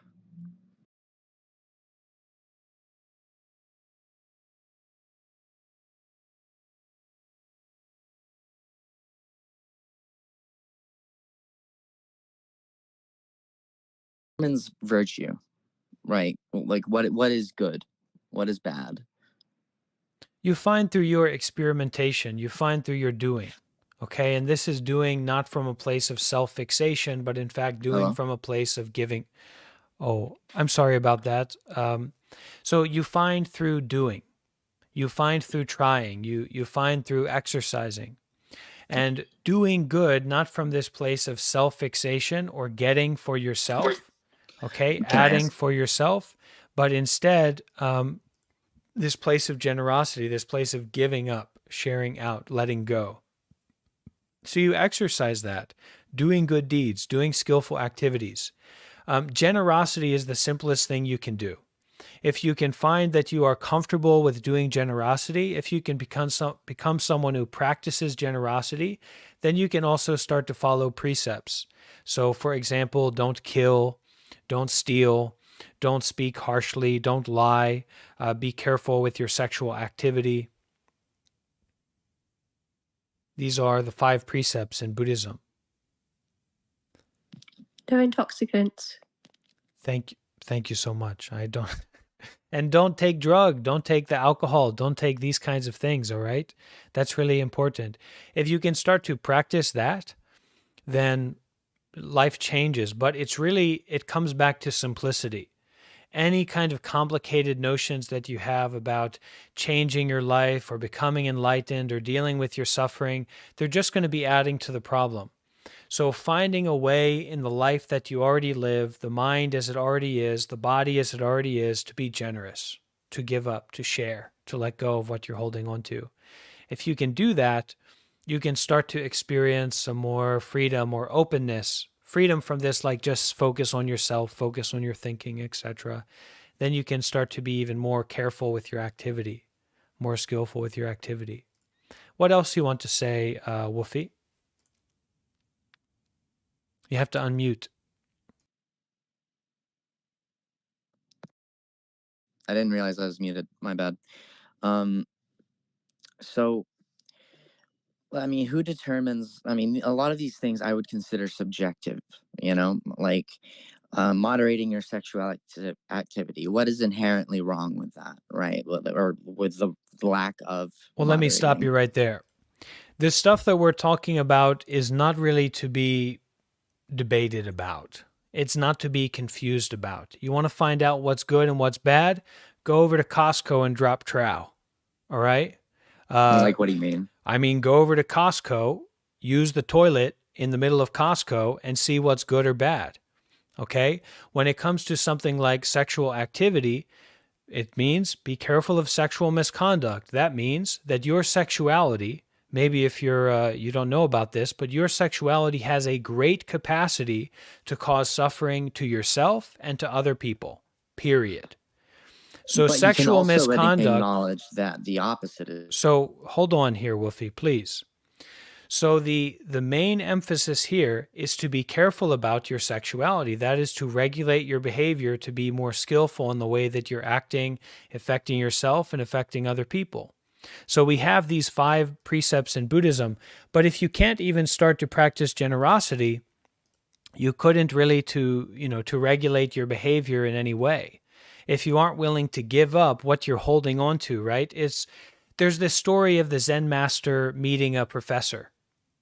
So this professor comes to learn from the Zen master, and shows up to the tea ceremony in Japan. This is where the story takes place, and wants to have tea so that he can ask questions of the Zen master. Well, the Zen master fills his cup and then begins to fill the professor's cup. He fills it to a point where it's now overflowing. The professor says, "Hey, what's going on here?" The Zen master says, "You couldn't to receive any more when your cup is full. You can't understand anything when your cup is full of your own ideas and your own beliefs. It's the same with learning about something new, learning about a new culture, learning about a new way of experiencing or a new perspective. If you're just filled to the brim with your own perspective and your own ideas, there's nothing more that can be brought into your cup. So you certainly couldn't to even taste it or know about it." So it starts with this foundation of generosity. That's the start of the practice. If you can give up, if you can let go, if you can be generous, then you can kind of not just be selfish all the time. And we know that the people who suffer the most, a lot of times, are some of the most selfish people. Not necessarily that they're selfish, like they're bad people, but they are trapped in this knot of self-fixation. Maybe it's from past trauma, maybe it's from past difficulties. Wolfie, please just focus on your breath, breathe, listen, and then you can share in a moment. But if we can practice generosity, then we can exercise this giving up and letting go of our own tangled up knot of attachment to our ideas, to our stories, to our past, to our future, to our desires, to our fears. Just an act of generosity opens us up, gives us this spaciousness, this open-heartedness, okay? So these 5 precepts that you can then get involved with, it doesn't have to be 5 precepts, it doesn't have to be Buddhist oriented, but it means to live a skillful, careful life. Not to act in a way that's careless and that affects yourself or affects others in a negative way. What's negative? Go and be mean to someone. That's negative, right? It hurts someone. It causes suffering for them. So these 5 Buddhist precepts of not killing anyone, not killing anything, and then someone stands up and says, "Who are you to say what's good or bad? I'll kill everyone." No, enough. Be skillful in the way that you live. Don't kill, don't steal, don't take from anyone without their permission, without their offering, as much as you can.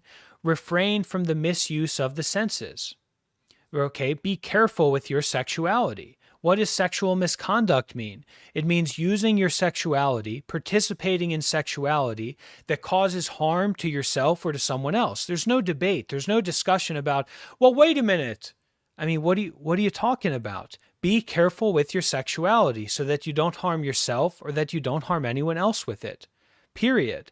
And it's not like, well, why are you saying this? We should all enjoy our sex. I'm saying this because it's a massive problem throughout human history that people use their sexual desire to harm other people or to harm themselves. Period. So be careful with your sexuality, please. Refrain from wrong speech. Refrain from unskillful speech. Refrain from ways of speaking that cause suffering to yourself or to other people. Good examples of those are harsh, abusive speech or lying, tricking people, right? And then finally, be careful and even refrain. Buddha's a little bit strong about this, but refrain from these intoxicating substances. What does it look like when someone becomes skillful in drinking alcohol? It looks like a big mess, a ball of suffering and misery and pain and confusion. Okay? So be very careful with substances that cloud your mind. And the Buddhist recommendation would be to abstain from substances that cloud your mind and intoxify your mind. It's really important. And it goes beyond good and bad because it's not talking about good and bad. It's talking about skillful and unskillful. It's talking about if you live your life in a skillful way, there's going to be a result that gives you freedom and happiness and peace. If you live your life in an unskillful way, there's also going to be a result that has the corresponding effect. So prioritizing to be generous and to do good deeds and to be a careful, considerate person. Is that clear, Wolfie? Yeah, that's very clear.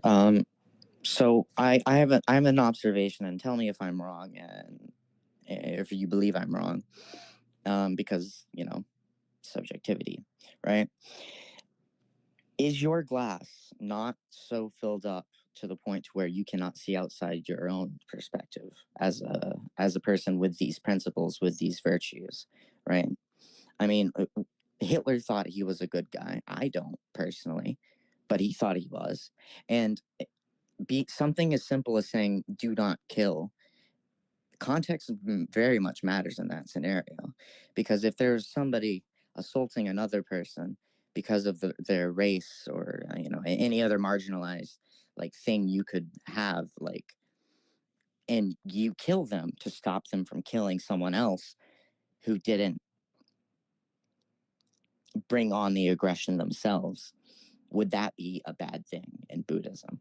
And also, on top of that, would you say, since Buddhism simply is, from my understanding, the acknowledgement that there is suffering there's a cause to it, there's an end to it, and a solution to it, right? So would you say as well that Buddhism, as one of the earlier philosophies that historically exist, it maybe laid the groundwork for, say, Leviathan Satanism, or which, by the way, is pretty much just atheism with morals. They don't actually believe in Satan, but they believe you should do what feels good, as long as if it doesn't harm someone else and it feels good, you should absolutely do it. Okay, thank you, Wolfie. So we don't need to only consider ourselves, but actually we need to consider other people. Or we can say we don't need to only consider the experience that we are personally going through, but we also need to consider our own experience. So something like hedonism, for example, well, go and become a heroin addict, something like that. It's a really big problem. Okay? If we just try to do what we desire and we try to pleasure ourselves, then we're just like an animal. We're just like a confused, lost person who is trying to pleasure themselves. And this often kind of harms other people and it harms ourselves in the process. Now, Well, that's if not what all I of was the suggesting at precepts, all. thank you very much, Woofy. So if all of the precepts that I brought up about not killing, not stealing, being careful with how you use your sexual activity, being careful with how you use your speech so as not to harm yourselves or someone else, and also being careful about substances that intoxicate your mind. If the first notion that it comes to your mind is, well, you're basically like Hitler, then I think there might be some confusion about what I'm talking about here, what I'm bringing up here. I encourage people to live a skillful life, and I pride myself in being able to empty my cup, to let go of my notions, to let go of my attachments. But through my experience, I can find that certain things work and certain things don't. If you are just going through your life trying to get what you want and to avoid what you don't want, from my experience, it doesn't seem to be the most fruitful way to live. If we hear a Buddhist monk talk about virtue and ethics and living a skillful life, and doing our best to not harm ourselves and harm other people, and then you compare them to Hitler, there might be a confusion about what's being spoken about here. Now, you did point directly to the question of, is killing good or bad? Is killing wrong or right? There is no good or bad in Buddhism because we aren't referencing a Judeo-Christian God. And even if you are an atheistic person from America, you are in relationship to a background of philosophy that is fundamentally Christian and religious. So in Buddhism, we don't have an absolute right or wrong. We have skillful and unskillful. And the precepts are not commandments. The precepts are, look, if you want to live a skillful life, you should try to live like this from the perspective of someone in Buddhism, the case of someone who's enlightened or someone who lives a very virtuous life. So a big emphasis in Buddhism is to move from a gross understanding, gross versus subtle, to a subtle understanding. So to move beyond absolute right and wrong divined by a God, absolute good and evil divined by a God, and rather skillful and unskillful concerned with your experience, your trial and error. So it is recommended to follow the precepts. Don't kill anyone. Don't steal from anyone. Don't speak harshly or roughly to anyone. Be very careful with your sexual activity, and also be very careful about intoxicants. Okay?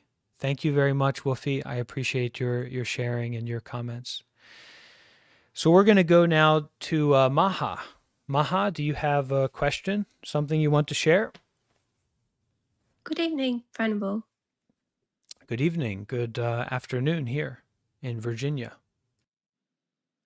So I just want to wish here everybody a great day. I want to ask you a question on possibly cultivating the jhanas. Like, have you ever cultivated the jhanas, or have you ever gone into deep meditation before? And also, how can I support your sangha? Like, do you have a community of monks and nuns you practice with? So where are you from, Maha? What's your background with Buddhism? Um, I've been a Buddhist for a few years now. I practice Vajrayana Buddhism, which is Tibetan, Himalayan background, but I've also got experience in Theravada Buddhism.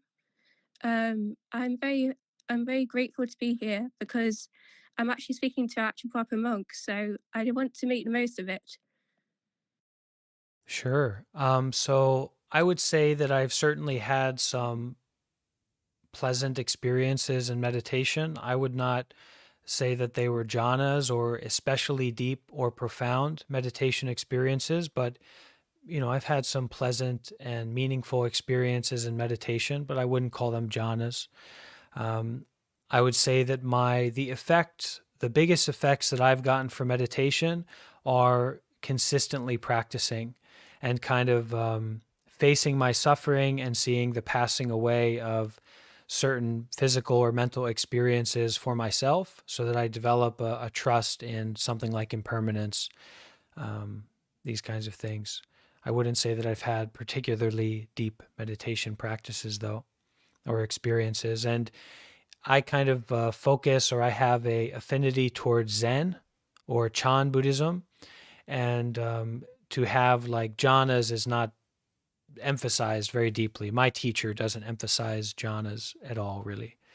His basic teaching is doing good deeds, practicing mindfulness and detachment, especially in the realm of social work. He's a monk from Myanmar. The Sangha, yeah, go ahead. So what lineage are you from? Are you a TM monk, like Vietnam, or what lineage are you from? What Sangha? I ordained in Thailand, in the Thai forest tradition of Thailand. And then I kind of found my teacher in Myanmar. So he is a teacher by the name of Sayadaw Ashen Otamasara. But mostly I will call myself to be non-sectarian.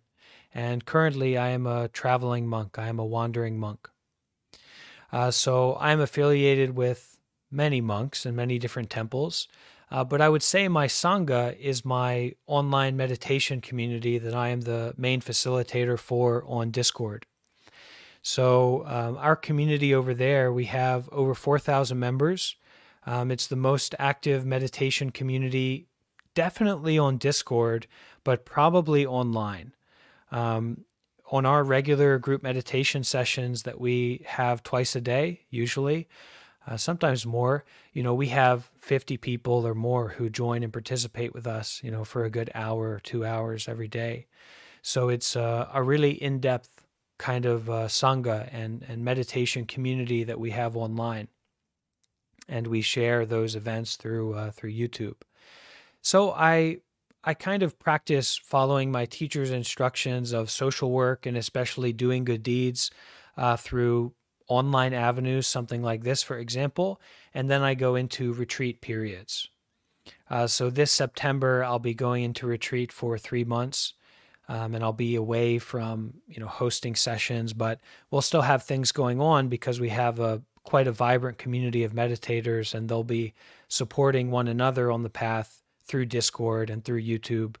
Well, through Discord mainly when I'm away. So you don't practice with any monks or nuns, so you don't technically practice in a Sangha, correct? Well, I live at Buddhist monasteries, yeah, most of the time. You said you were a traveling monk. Right. Traveling to different monasteries, temples, sanghas, communities. Can you list them, please? I want to support you. Yeah, I would recommend that I can give you my teacher's website of the temple in Myanmar. It's called Tabarwa. So you can send me a message about that. Yeah, that's Okay, what I thank can you. recommend. Yeah, just send me a message here on Reddit, or I can send you a message. You can donate to my teacher's organization. Last thing, I'm not sure if you got my message last session, but I was wondering what was your favorite Nikaya, like collection of Buddhist teachings? Which which Nikaya would a beginner like to preferably begin with? I wouldn't recommend people, beginners, to look into the Nikayas. I would recommend people to look into someone like Thich Nhat Hanh, someone like Ajahn Brahm. You need to find out if you're like really interested in meditation and Buddhist teachings in a way that is accessible and understandable and invites you to practice. That's where you need to start on the journey of meditation and Buddhism. As accessible as possible, as clear as possible, as in your language as possible. And then you kind of find out through practicing if you actually are interested in the Buddhist teachings, if you are actually interested in meditation. And then, you can take it as far as you'd like to take it. If you are a Buddhist monk or nun or, stepping into that journey, then sure, you start to study the Nikayas, and Samyutta Nikaya is a good place to start. But I would not recommend for like people who are generally interested in Buddhism. I wouldn't even recommend the Dhammapada. I would recommend you try to listen to guided meditations by Ajahn Brahm. Look into the many, many books that are available by Thich Nhat Hanh or Ajahn Brahm, and try to find a community in your area that is prioritizing meditation and Buddhist teachings for modern people. I would say that that's what's most important. Thank you, Venerable Sir. One last question. Do you do any Dharma talks? Like, do you actually do any, like preferably like own Dharma talks? Like, I know it's kind of bad, like how, personally, I think it's kind of bad how you're recommending other monks because you're not affiliated with them. Sorry, I didn't want to be mean. Sorry, I'm questioning you because I'm kind of skeptical. Sure. Well, it's good to be, I don't know how good in general, it's good to have a sense of discernment or curiosity about someone or something, but it's more important to be detached. So if you can use the teachings of Ajahn Brahm, use them. If you can use the guided meditations that me and my community do online, or if you can use the Buddha Book Club that we are currently doing on Monday, Wednesdays, and Fridays at 8 p.m. New York City time, on the book written by Sister Dang Niem about healing trauma, then you can use that. But if you don't, then don't use it. Abandon it. Use what you're able to use, and put down what you're not able to use. Thank you. I do recommend Ajahn Brahm and the Dhammapada. It's one of the first things I sort of read and watched when I was a beginner. Last question. So were you? There are a lot of last questions here, Maha. Oh, I'm so sorry. I'm not very aware.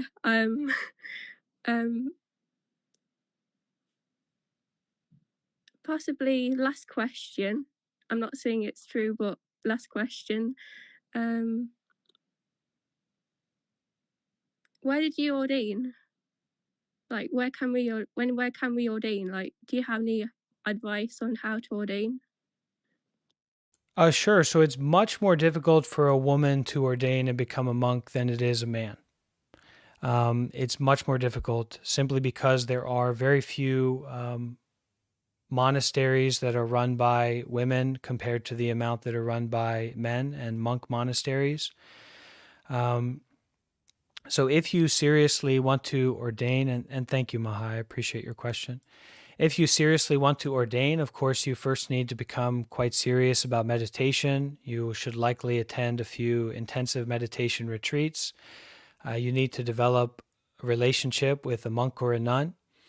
And if you can do that, then it's up to you how far you want to take it. You could certainly become a nun, but not necessarily a bhikkhuni in my teacher's lineage. It's quite accessible to do that. So I'll say a little bit about my teacher and the organization that he runs. So my teacher is Sayadaw Ashin Otamatara. He is a Buddhist monk from the country of Myanmar that has the primary teachings of doing good deeds, practicing mindfulness, and detachment. So his emphasis or his way of teaching is to kind of embody Vipassana meditation through the practice of doing good deeds with mindfulness. So his main center in Myanmar houses over 5,000 people, homeless people, elderly people, drug addict, many hundreds of monks, quite a few hundred nuns. It is a place where people can go to get access to healthcare, learn meditation, Dhamma teachings, and also food. And that's his main center in Myanmar, in Tan Lin. He's also actively involved in starting refugee camps on the Thai-Myanmar border and also building Dhamma hospitals there. So he's very involved in social work and doing good deeds more and more. He was recently in the US for a teaching tour. And if you go over to my YouTube, you can find some videos of him giving some talks. Yeah. All right. Do you Thank have a you. last question, Maha? Yes, the last question. Last, I just wanted to say I didn't want to come here to stir up ill will. I just wanted to sort of create a foundation and more, perhaps, understanding between you and your affiliations and your lineages, because it's not very clear. Like us on Buddhism Reddit, we some of us don't understand where you come from and like your validity. So Sure. could you be more like clear on that, because Well, it it's possibly will one of help in the hostility. one of the issues is this kind of vague notion of monk life, and reifying the position of a Buddhist monk.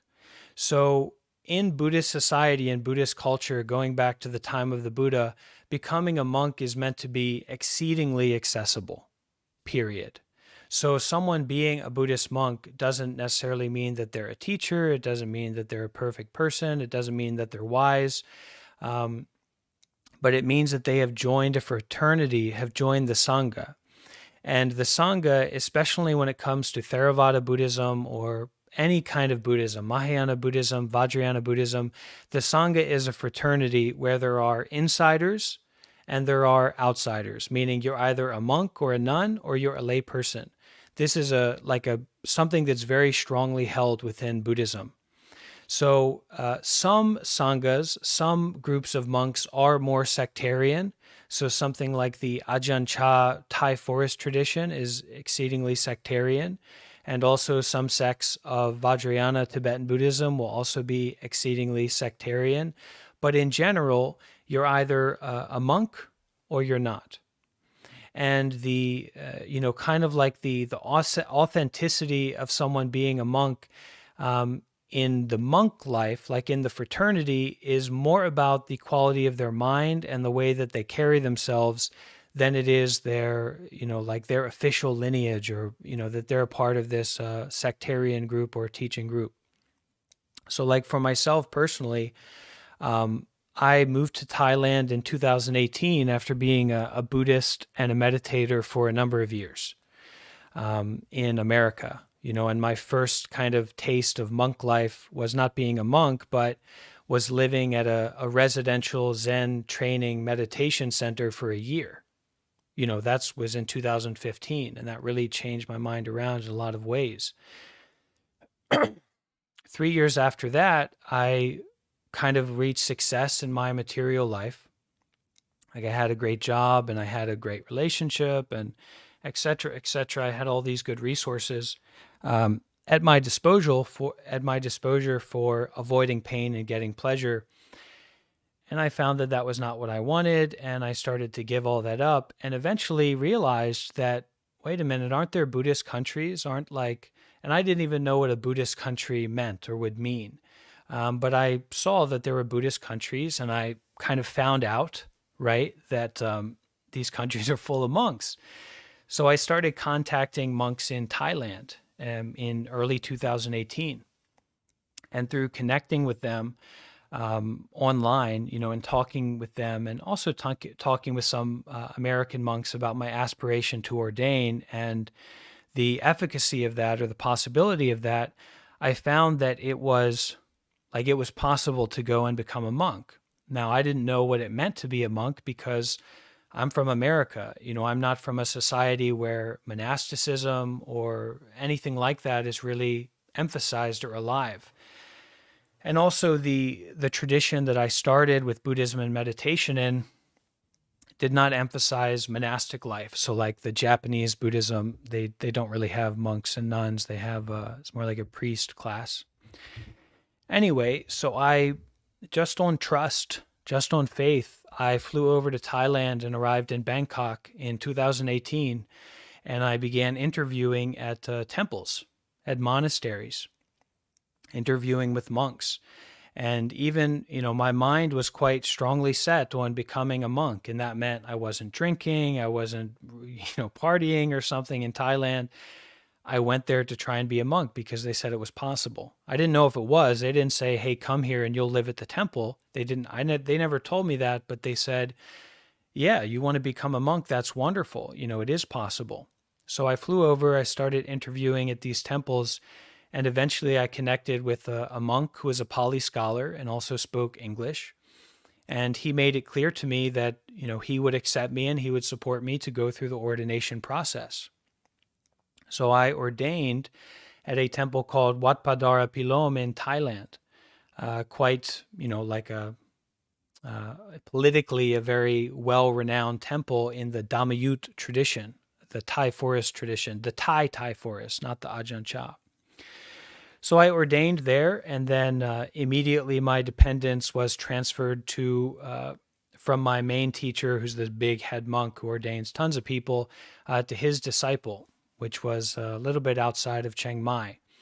So I lived at that temple for a number of months and found that, I got my initial training there and found that it wasn't the ideal situation for me with language barriers and also visa issues that came up. So I heard about my teacher heard about this teacher in Myanmar that was doing this kind of social work and was very well renowned for their meditation experience. So I had to go to Laos, do some visa runs, came back to Thailand, and was there for a few more months, stayed at PAOK, Thailand, and a few different places, and then moved to Myanmar and found my teacher there. So that's who I've kind of been under since 2019, and this is normal. It's not abnormal to be a monk who is traveling or wandering or non-sectarian, and I am, welcome at, any Buddhist monastery that I go to. And I'm often invited to teach and to continue doing what I'm doing by other Buddhist monks who are senior, wise, wonderful, well-respected Buddhist monks. So it's not particularly abnormal from the side of like being a monk, but from a layperson's perspective, someone who is an outsider to the Buddhist system, and is that great that monks and lay people are so strongly separated? I don't know, but it would be like, well, you're supposed to be this holy monk. How are you traveling around? Why aren't you staying with one person or one place? It's because I have permission to travel from my teacher and to do what I'm doing. So yeah, that's what I continue to do. And it's all pretty much on the level. I don't focus on trying to give Dharma talks. I try to focus on facilitating group practice. So facilitating group study, I can do Q&As. I try to answer people's questions and connect them with good resources. I have given Dharma talks like in Vietnam to, many, many people when I'm traveling and a monastery invites me to give a talk. I've been put in that position. But in general, I don't emphasize that. I emphasize facilitating group practice and also helping other people get involved with resources. I don't have any students. Some people do follow me, but I don't have students or anything like that. And I'm also not supported monetarily really in any way by these talks or these events. I'm supported because I live at Buddhist monasteries and the Buddhist community, supports me. So. Thank you, Venerable Sir. I wish you a swift journey to enlightenment. May you be happy and well. Thank you very much. I really appreciate that. Okay, so finally, let's go to Kneeling. Kneeling, do you have a question? Thanks for hanging in there.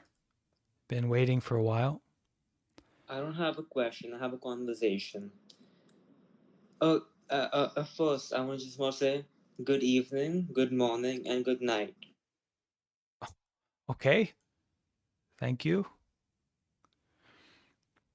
Interesting. So we're going to bring up King, Pianin, Meta, Robin, Bob, and Ajar. Welcome if you'd like to ask a question. We'll start with Meta Robin. Just have to make sure your mic is unmuted.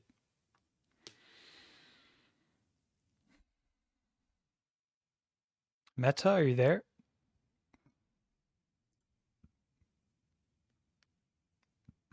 Hello, can you hear me? Yeah, what's your question? First off, much gratitude for the lovely talk and giving us your wisdom, advice, and initiating a pathway for us for resources. Yeah, you're welcome. Yeah, and your voice is very calming. Thank you for that. So I don't know if I have a question. I just have a general philosophical discussion regarding observing the breath and the body. Well, I think we'll leave philosophical discussions for a later time. But because a lot of people have questions still that haven't been answered, so if you have a question, you can ask. But Okay, yeah. So I have a question. So if I believe what you say and what you are preaching, and I am all for it. But what if when sometimes life gives you in a certain circumstances and situations where you have to do which is against the principles? For example, like because of COVID and all, I ended up in a family business which involves poultry farming, which means killing of birds. But my heart and my mind does not how to make peace with such to live in a social society, how to make peace when circumstances are such which are not what you want them to be. I don't know if I make sense. sure, how do we make peace when things aren't the way we want them to be? Stop giving so much importance to what you want and the way that you want things to be, and start giving importance to being aware of the way that things are right now, especially in the body. Okay, following the breath, following the heart, listening to the body, very important practices. Okay, let's go to Bob Wood. Are you there, Bob? Greetings. Yeah, I'm here. Okay, what's your question? I have a question regarding betrayal. I'll just give a little bit of a background information. I recently got out of a relationship, and then it turns out that basically for the last 4 months, I have been lied to straight to my face. And the whole, concept was that we are speaking the truth and being honest with each other. And this whole thing that I was lied to, it somehow shifted my perception of reality quite drastically, and I've had quite some difficulties somehow accepting this. So I thought maybe you have some good insights on how to somehow rationalize betrayal. Thank you. Yeah, I mean, don't overthink it. People act the way that they do because they have a desire or a fear, right? They want to get something or they want to avoid something. And really, we can't kind of keep these big, strong-minded, complicated narratives with us, So the way that people act is not really that complicated. People act the way that they do because they're afraid or encountering difficulty and they don't necessarily know how to manage it. When we apply quite strong and complicated ideas about a person or about a situation, we're just kind of taking our ability to interact with it meaningfully out of our own hands. So, what is the greatest betrayal? Well, it is ignoring what is precious to you at this present moment. It is completely ignoring and kind of abandoning your heart, your breath, your body at this present moment. You're worried about being betrayed from the outside, some kind of social situation, story, dynamics, what have you. But we can remember that there's this relationship that we need to have right now with the heart, with the breath, with the body, with listening to ourselves at this present moment, not so much from the intellect, but through our awareness, through our sincere attention and our willingness to listen and to be with what's happening right now.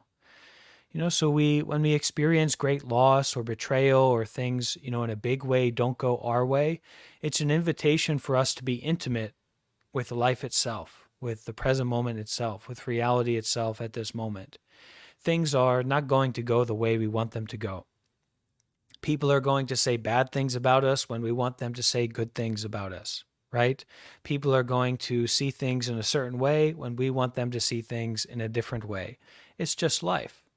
And why do people act that way?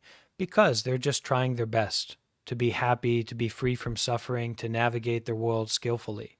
So we didn't need to hold it against them or to get that involved with them, just to be aware of someone else's experience and let them have that experience and come back to your, when I say heart, I really mean your heart at this present moment, your breath at this present moment, your body at this present moment, your sincerity to be with what's happening right now at this present moment.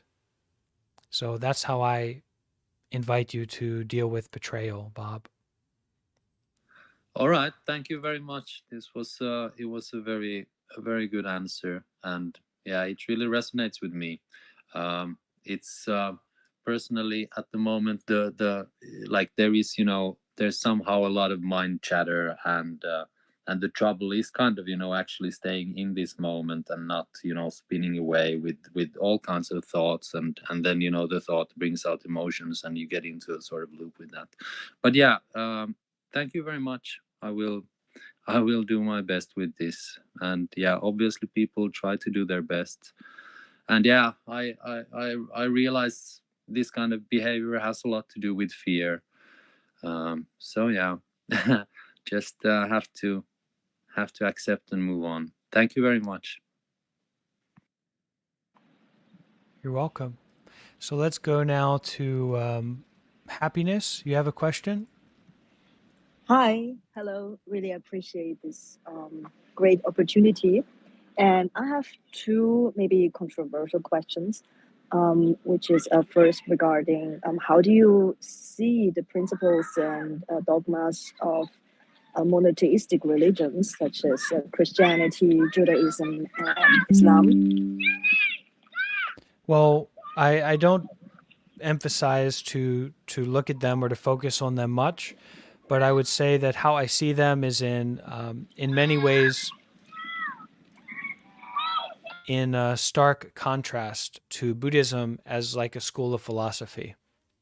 So a lot of things that are similarly shared with Islam, with Christianity, we don't have in Buddhism. And so we say that Buddhism is one of the major world religions, but there's not a creation story, there's not a Bible, there's not a messenger of some god or someone who has this divine specialness about them that is transmitting a message. The enlightenment that the Buddha got, the kind of waking up from the dream of attachment and self-confusion, is also the enlightenment that any of us can have. So there's a stark contrast between what makes those religions and what they reify and what Buddhism reifies or lifts up and recognizes as the foundation of the religion. So a big part of that is if you are to, point to the Quran or point to the Bible. Well, if you point to the Buddha Bible, you're pointing to a library, and you're pointing to a library of philosophical texts and commentaries and dissertations and words from the Buddha himself or themselves, right? So there's a stark contrast between Buddhism as a religion when you look at many aspects of it and Christianity or Islam as a religion. And in that way, someone who's Christian or Muslim could also get a lot of benefits from the Buddhist practice. They could also follow along with teachings of the Buddha as long as they don't make an idol out of the Buddha, which I don't. You have another question? Thank you very much. That was very mindful. And this also leads me to the other question, which is desire and also release. It's like releasing the suffering. How do you regard money? Like money is, for me, money is like a tool. And it depends how you spend it. For example, you can spend it on charity or building refugee camps, which lifts the suffering of many people. But I found, and I don't know if you agree with me, that many teachings in Buddhism is to isolate you from the world and live a rather secluded life. Yeah, and this is my question. How do you view money in general? Well, this is like in Buddhism, there is a renunciate, there is a monk, and then there is someone who is following the Buddha's teachings, but still has a family, is still involved with business, is still involved with money making, transactional relationships with the world and other people. So for those people, what's emphasized is to be a good person, to be balanced, to use your resources for charity and the development and advancement of others in not only material gain, but also wisdom and also merit. So using your money, your resources to encourage other people to be generous, to be skillful, to support one another. So that's definitely important. And when it comes to the meditation practice that is also at the core of Buddhism, this is to give up. This is to let go. This is to be alone together. In the midst of the whole world, in the midst of New York City, if you can sit down in sincere meditation practice, you can be sitting in Manhattan or Times Square, and you can be alone. You can be isolated. You can be detached. So it's really a quality of the mind. And the monk lifestyle is not like, the Buddha didn't say, hey, everyone, come be monks, but people chose to follow the Buddha and the way that he lived his life as a renunciate. So for monks, we do emphasize that renunciation of money, that renunciation of social life, that renunciation of transactional relationships. But a part of that renouncing is very present-minded. So doing good deeds, practicing generosity, at times using money. Okay, so there's many monks who are heavily involved in social work and directing social programs that are, helping all kinds of people. So do your best, and you can take it as far as you want to take it in the lay life, but also in the monk life, if you find that that's a form that appeals to you, that you're interested in. And do you think that depending on your goal of making money, it also changes the Yes. outlook on life? Yes.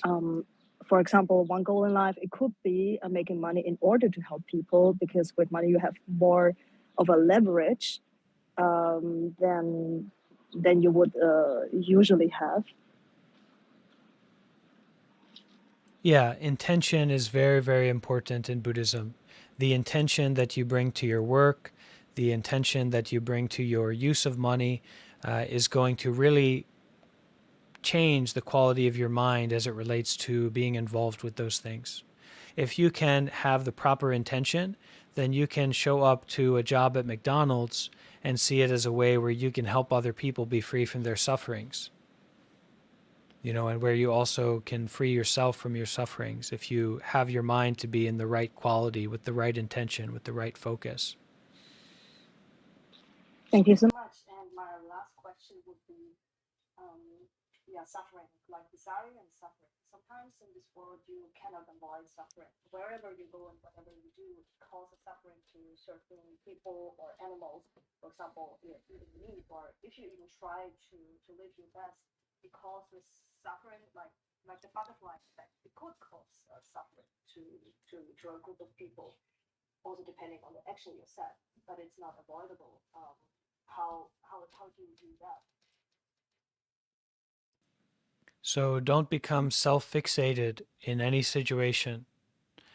Don't fall into the trap of a someone or a something, but kind of step into this present moment experiencing, this willingness to face the effects of our past actions,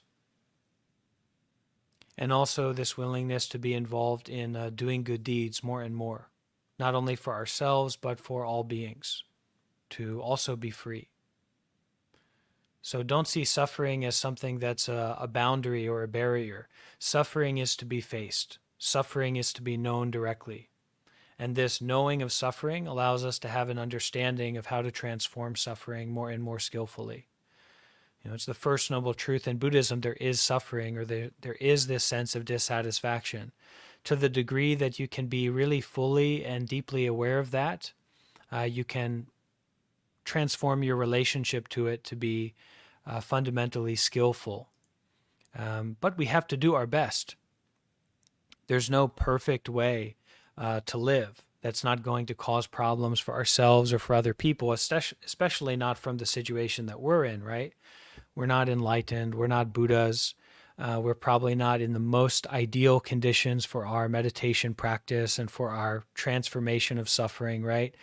But in the midst of these difficulties and non-ideal conditions, how can we show up with this intention to do good and to be good more and more, regardless of the effects, regardless of, you know, the spikes and the nails that are thrown at us while we're doing good deeds, or the kind of, you know, the past karmas, the past causes that lead to our current effects, regardless of those, to kind of practice detachment and show up and do good deeds more and more. Refresh and restart. Start from now. How, for you, with what you already have right here, right now, how can you bring benefit? How can you help? How can you be mindful? How can you practice detachment, willing to let go of what comes up? How deeply and sincerely can you practice that in the midst of non-ideal circumstances and conditions? Very, very important. All right. Thank you very much, and I so appreciate that. All the best to you. Thank you, Jar. Thank you. Bye. Okay, how about Preserved? Do you have a question? Well, actually, it was very much connected to what you just said. I do a job where I'm really trying to help the public at the moment. I'm in Britain and our energy bills going through the roof, and I'm a benefits officer trying to help people. And I feel sometimes that what I'm doing is not enough. And during my meditative practice, I feel like I should be doing more.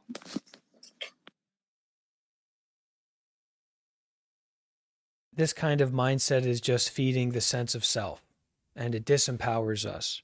So in meditation, when we feel that energy of, you know, a wish to be doing more, see it as an opening. Okay, to listen more closely, to attend more fully to you at this present moment, to your heart, to your breath, to your practice. We kind of let those boundaries and those kinds of states of mind that come up to be invitations to look more closely, to be more curious, to be more interested about the nature of the situation. Is it really like that? Do I really need to be doing more? But we look through our sincerity, our meditation method, actually, if we can get to that point. It's not about doing more. It's about doing what we should do and what we can do at this present moment. Yes, and Yeah. that's the thing. It's not that I can physically do more. I can't. I can't within the bounds of the legal system. I can't do any more. But my heart bleeds for these people that are having such a hard time at the moment. So in that case, you need to listen to your bleeding heart. That's what you need to listen to. And that's where your inspiration and your empowerment is going to come from. Not what you think about it, but your capacity to listen to your heart, literally at that moment. And then there's a certain kind of empowerment that you get from that, because you'll understand that suffering, that feeling more deeply, and you'll be able to offer that deepened understanding, that deeper compassion to those people you're working with as well. Thank you. I mean, I know I can do that, and I do what I can. I absolutely do what I can, but I think we're living in a world at the moment where it's very, very difficult to help people. And when you feel like you can't help, how I'm struggling with that in my soul. So you need to listen.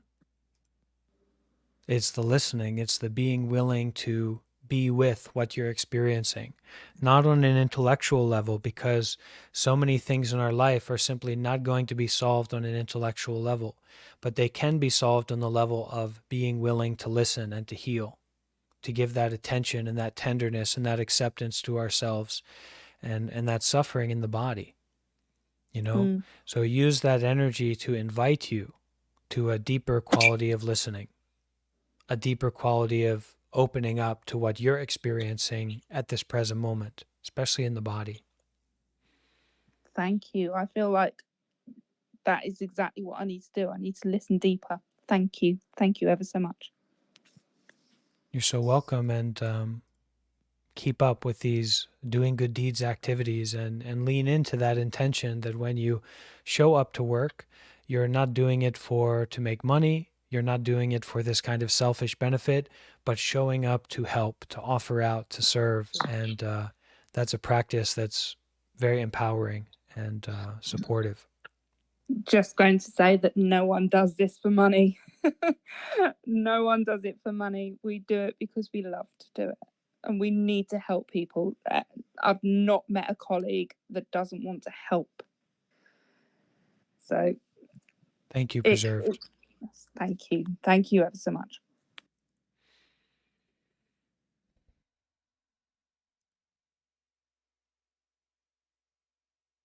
Okay, so we are going to bring up a couple more people.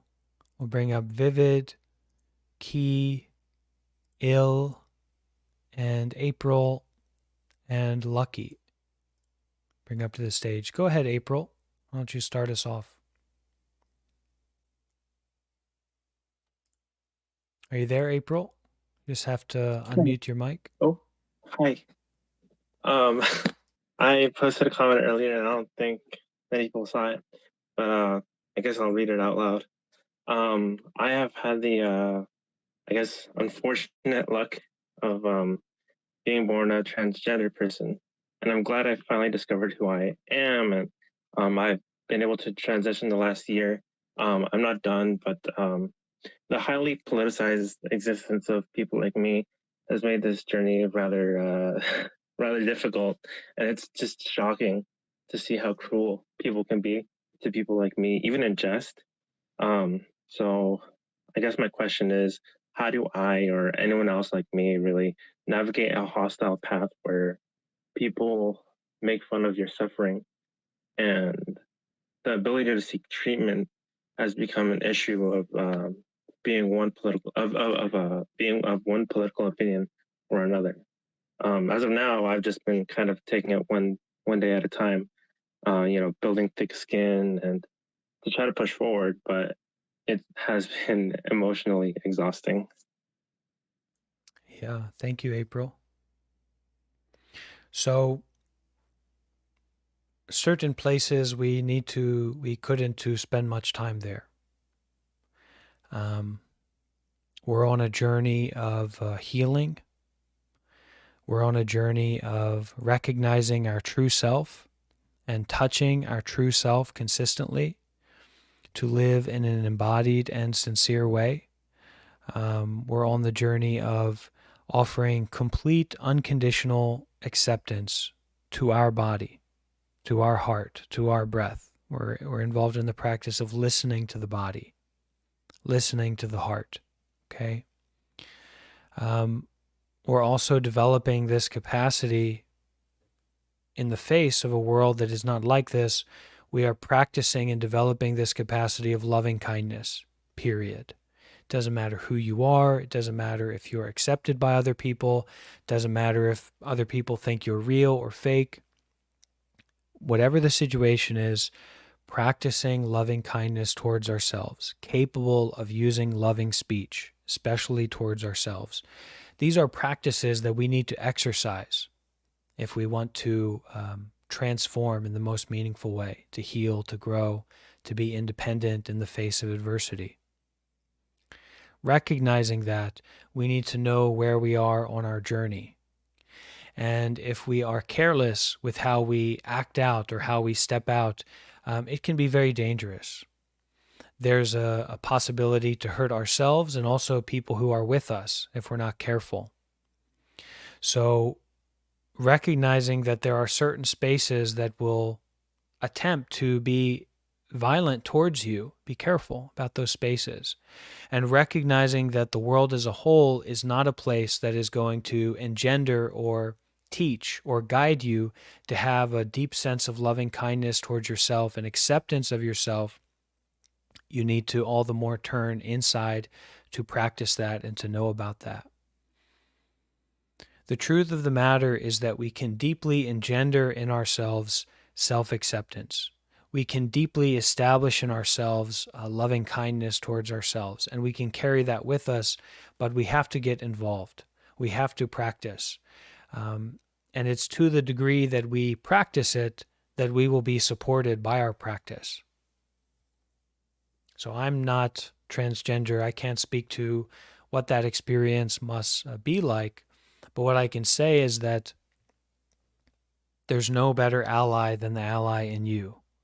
And you can make the decision and you can practice to empower that ally in a way that will, frankly, make unskillful people and negative people immaterial. Okay? Yeah, that's really helpful. How do I, however, handle situations where people kind of go out of their way to target, maybe not me personally, but people close to me for the simple fact of being, you know? Do your best. Do your best in those situations. You know, there's not a perfect answer to, well, somebody tries to attack me, I'm going to slit their throat, right? It's a serious situation, being attacked and dealing with these things. And as a trans person, this kind of situation does and can happen, okay? If you're, coming from a completely privileged, protected background, you might hear that and say, oh my gosh, how can you say that? You're supposed to be a monk, but it's a serious situation, not just for trans people, but also for all of us. Anything can happen. So how can you prepare to deal with that? By getting grounded in where you are right now. And being ready, being prepared to not be lost in thought or lost in judgment or lost in hate, but to be found to come home to this present moment, to the breath, the body, your current direct experience that you're having right now. It's really essential to connect with that and know about that and develop a relationship with that. It's just like developing your sixth sense, right? Or your whatever sense that it is, that you can be more careful, more aware of what's going on around you. The more aware that you are of what's going on inside of you. So these practices of listening to ourselves, listening to our heart, listening to our breath, listening to our body, that means giving our consistent, attentive presence and awareness to the body at this present moment, to the heart at this present moment, to the breathing in and breathing out at this moment. And then when those situations come, you do your best. Try not to go out of your way to hurt anyone else. Try to not go out of your way to put yourself in a situation where you could hurt someone else or where you could hurt yourself. And do that not only for yourself, but do that for the people that you care about as well. Be careful, do your best, stay grounded, and lean into community. We as human beings, we should use our energy and our inspiration to build community, to build sangha, to build well-minded, sincere communities of people on the path, people who are dealing with similar situations that we are. That's what we should do. That's what I try to do as a monk. And when it comes down to it, sometimes we only build community in reaction to someone else, in reaction to something else. Don't build community in reaction. Build community in remembrance, in recognition of coming home and being around these people who are interested in supporting one another and waking up, to their own validity of self-love. their validity of self-acceptance, and that they can also be loved within a community and accepted within a community, build those communities, be a community builder. If you know that you've got a community that's up against you, well, what, it's strange to say it like this, but what better to have than a community that you are a part of and that cares about you and supports you and that you're supporting? Someone wants to call us bad or wrong. Well, how do you combat that? Be good. Do good deeds, cultivate wholesome states of mind, cultivate safe spaces. If you know that not safe spaces are a big problem in your community, for yourself, for others around you, build those spaces. Use your adversity, use your outsiderness to build a community that is safe for people who are in your tribe. And the more that you build that and establish that, the bigger your tribe can become. So that's my practical advice for you, April. Thank you very much. It's been very helpful. Thank you for your bravery. So we're going to go now to Lucky. Lucky, what's your question? Hi, hello. I wanted to talk a bit about anxiety.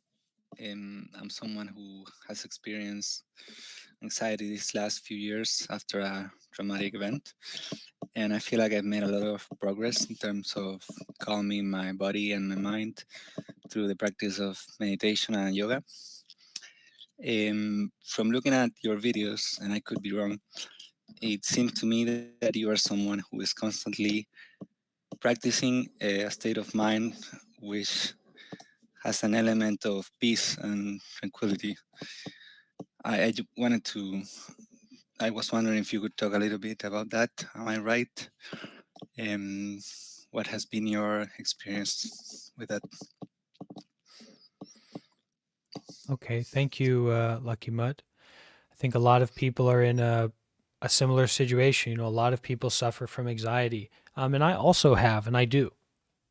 And am I always in a peaceful, calm, meditative state? No. Yesterday, I can tell you a story. Yesterday, I was throwing around the football with my 12-year-old nephew. And I say 12, but he's a big boy. He's 6 foot, 200 pounds. And, some other people were there too, but I turned around, I was looking at a plane, a little bit kind of lost in thought, looking up at the sky. And with me turned around, he threw the football at the back of my head. And when he did that, I was really upset. I got angry, and I expressed my anger in the way that I spoke to him. I said, "Why would you do that? I know that you don't care. Then you just throw that." I spoke like that, and it really hurt him. It really upset him a lot. So it just brings to mind the importance of being careful, especially when it comes to anger.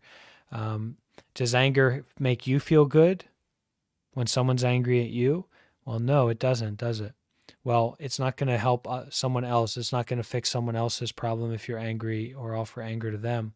So I go through those kinds of things in my life 100%. It's possible that I might see them a little bit more clearly because living as a monk, it's like my job or my main focus to be in a sense of state of peace or mindfulness. So I tried to do that to the best of my abilities. When it comes to dealing with anxiety, there's a power that comes with listening to anxiety. Listening to the breath. I keep saying this because it's really essential and important. We wonder why our lives are so intellectual and confusing and so unstable. Well, how often are we totally and completely ignoring the body?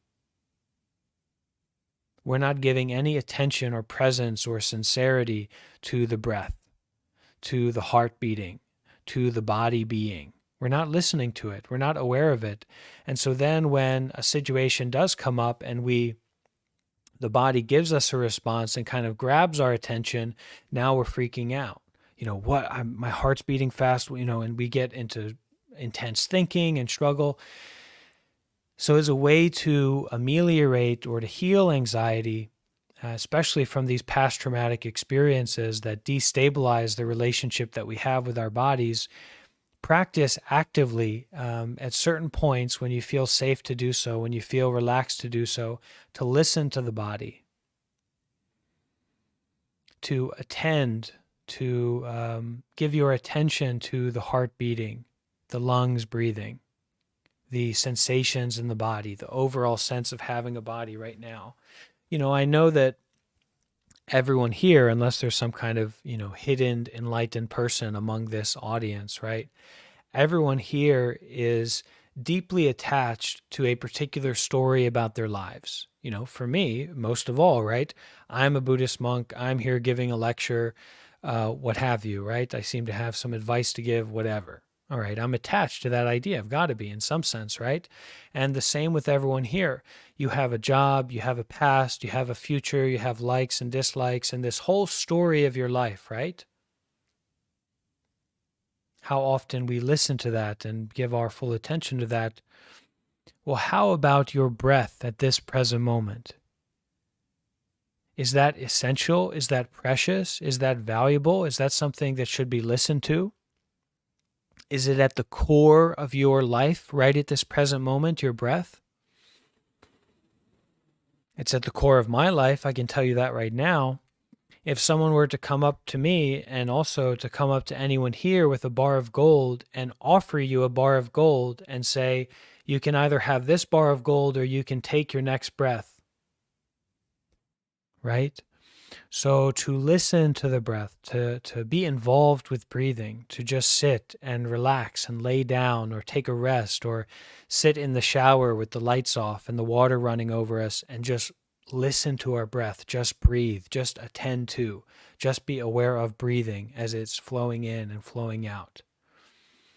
If you can do that, if you can practice that, you can transform the relationship that you have to the sensations in the body.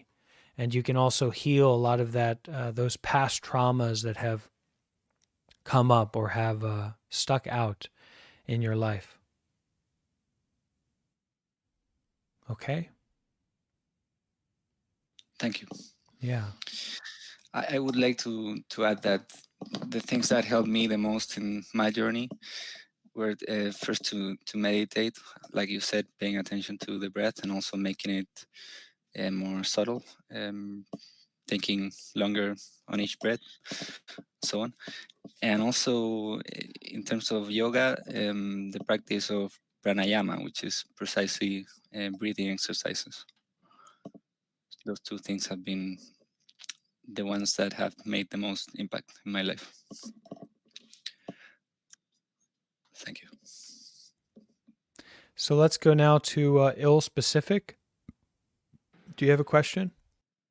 Yeah. Thanks for getting to me. Appreciate you letting me ask the question or questions. So my question or questions is kind of centered around the concept of like giving. So it seems like in Buddhism, I guess correct me if I'm wrong, giving is sort of central theme. And then there's also like the concept of like two sort of separate entities, like the self and like others, and the idea that like you need to figure out how to kind of take care of yourself and also others. But I think there's some interplay with sort of like giving in sort of the respect that like you can give and give, but eventually it'll sort of exhaust yourself and it can be sort of to your detriment eventually. And sort of how do you balance that in Buddhism? Like what is sort of the recommendation around that? And then my other question related is like there's a concept of sort of a narcissistic person, a person who's very self-centered and will continue to take from you if you're not careful. So like, is there a notion of like making sure that your giving is having a positive impact versus somebody who is just sort of sucking resources?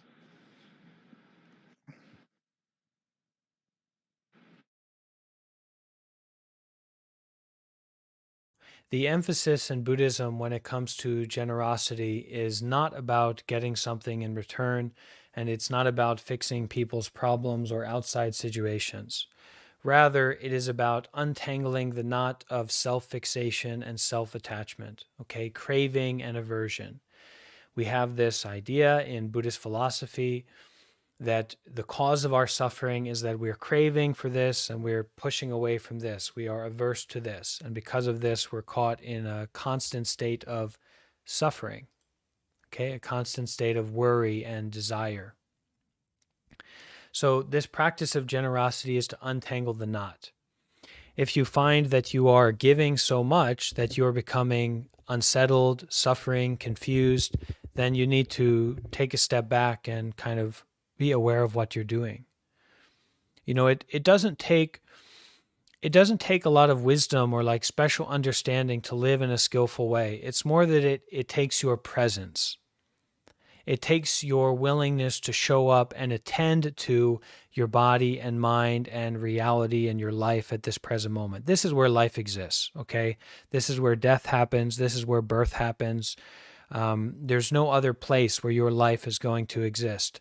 So the main factor in becoming a skillful person and taking care of your body and mind, taking care of your life, is this capacity to show up to this present moment, to be here now, so to speak, and to take care. And one of the best ways that we can take care, one of the most simple and accessible ways to take care, is to do acts of giving up, to share out, to offer out what is precious to us, what we're holding on to, what we are attached to. Having things taken from us or being exploited or being stolen from, or, you know, being tied to a table and our blood being taken from us is not generosity. Okay, it's exactly what it is. It's a horrible kind of thing, right? So to practice generosity is to give up, to let go, to share. And we can say from the Buddhist perspective that meditation is one of the highest generosities that we can do, the highest good deeds that we can do. Because when we practice meditation, we are, in essence, we are giving up our habitual mind to crave and to avoid. And we are beginning to practice a meditation method that allows us to be with what's happening right now, to attend to show up with what's happening right now.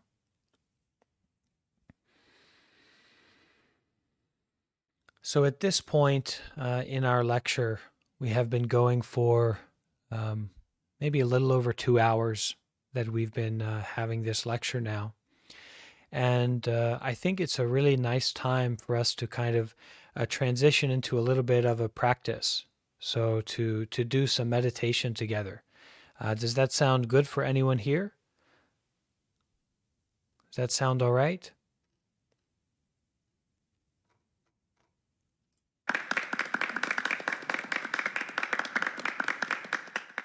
Great, wonderful.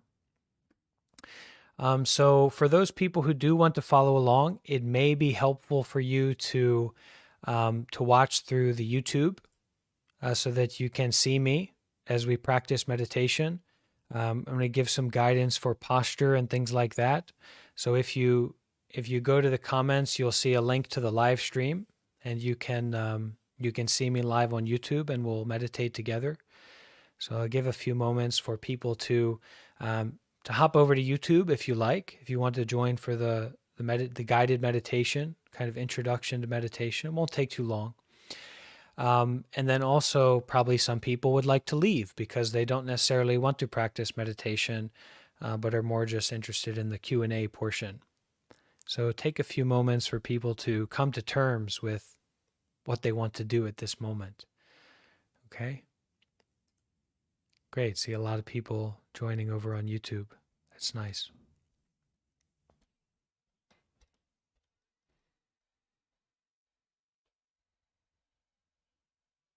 Okay. So our starting point for meditation practice, for any meditation practice, is first we have to have this like sincere intention that we are interested in practicing meditation. Okay, and that means that we are interested kind of in turning the mind around and looking inward. So that's where it starts. We have to have this kind of sincere intention to practice, to look inward, to inquire into the situation that we find ourselves to be in. So finding that we do have that intention, we can then find a comfortable, stable position for the body. Now, this doesn't need to be a yoga position. You don't need to sit cross-legged. You certainly can, but it's really to find a sincere, comfortable, and stable position for your body at this present moment. And whatever position you're sitting in or have been sitting in, you can kind of adjust that a little bit, so that you give your attention to finding that stable, comfortable meditation position.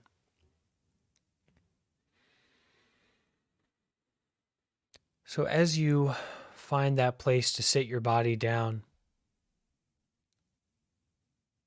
to be comfortable and stable, you can begin to take a few deep breaths, okay?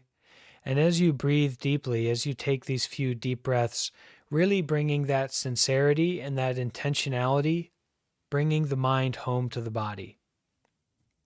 So taking a deep breath, bringing the mind home to the body, bringing your awareness, your sincerity home to the body at this moment. You can also close your eyes if you like.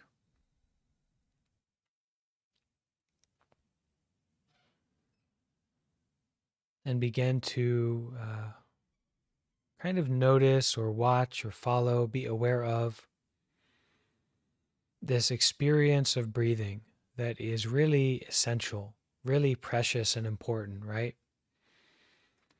Our breathing that's happening here in the present moment is just, you couldn't put into words how precious and important it is and how wonderful it is that we have the capacity to breathe right now.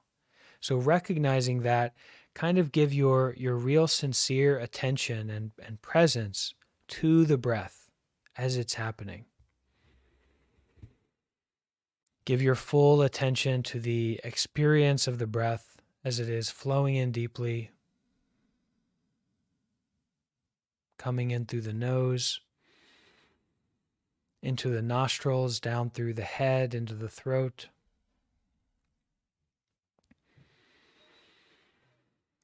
The breath flowing all the way down into the chest, the lungs area,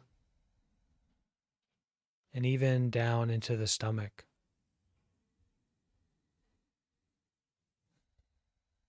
So noticing, being aware of the effect, the feeling of the breath in the body at this present moment.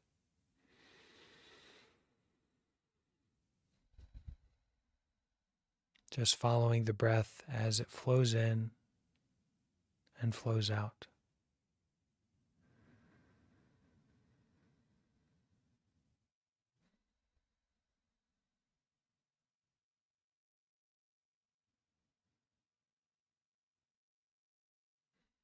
Right now is the practice of meditation, the only responsibility, the only real thing. Just following the breath as it flows in through the nose and flows out. Just be with, listen to the breathing process as it's happening right now.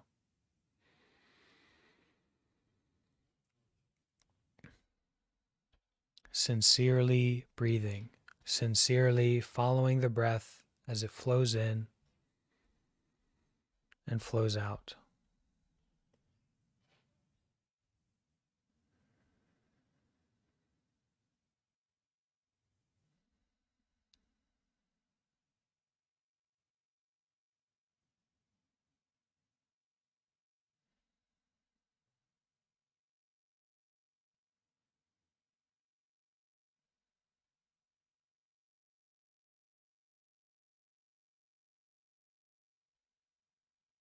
Allow any tensions in the body to relax and release.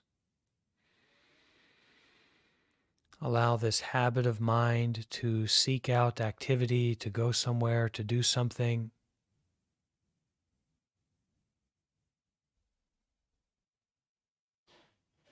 calm, to settle, and use all of that excess energy and attention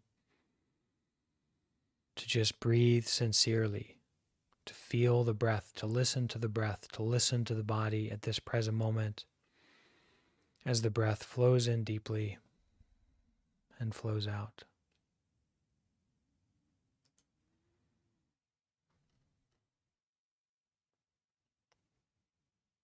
Just following the breath as it flows in and flows out.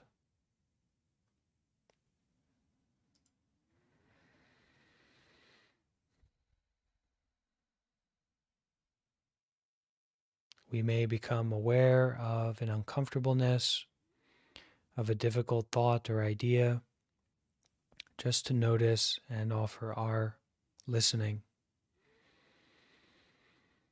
to the body and the breath at this present moment.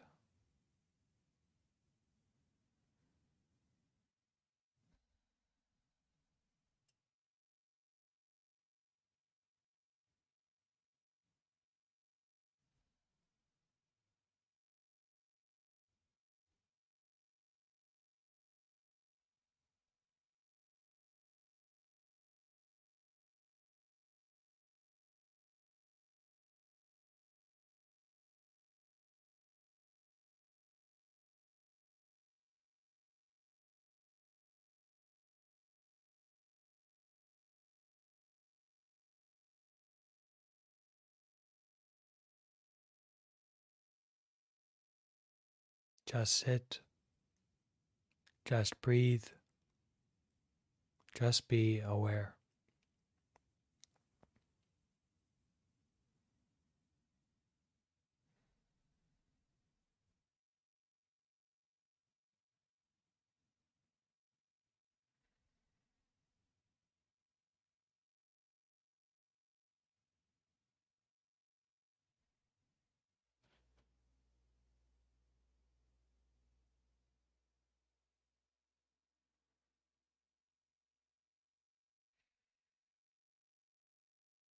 Maybe there's a feeling of uncomfortableness or difficulty in the body. With your gentle, sincere attention, kind of be willing to feel that. Be willing to be aware of that uncomfortable feeling.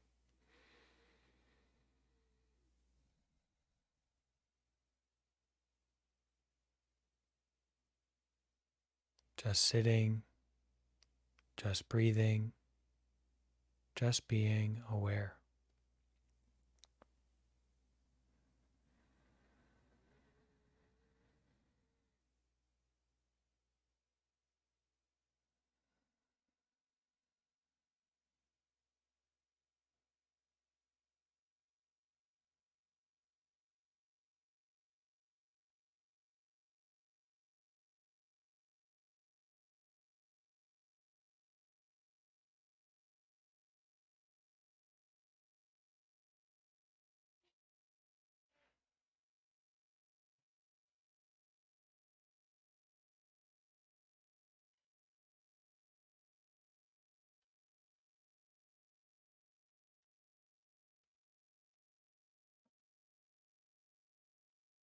Just try to give up and let go of any particular notion or idea that you have in your mind,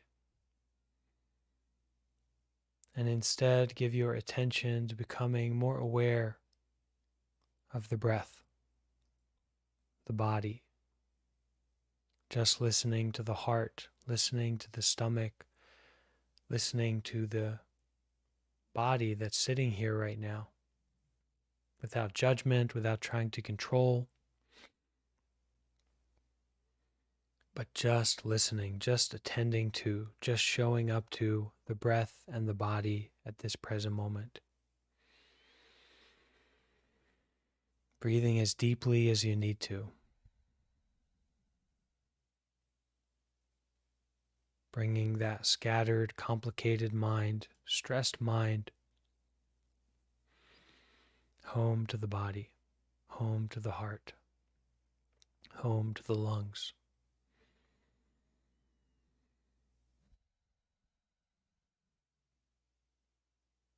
whatever we need, whatever we've been looking for outside, giving that to ourselves right now, showing up for ourselves in that way right now.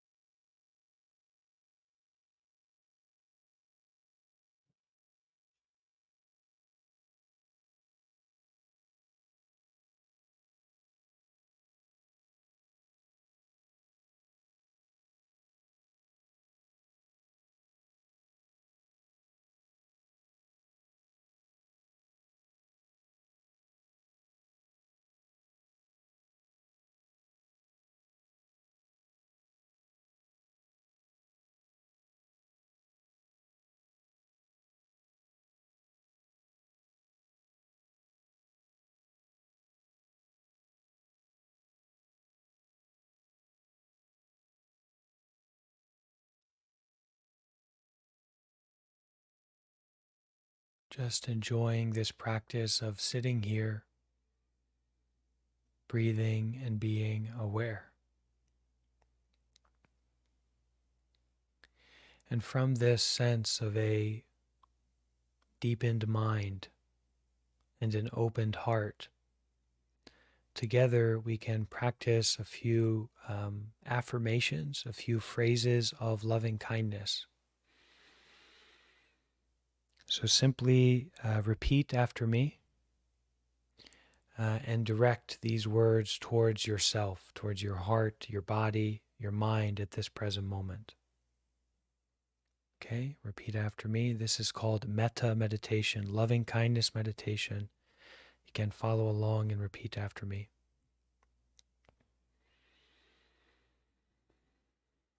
Taking a deep breath. May I be well, happy, and peaceful.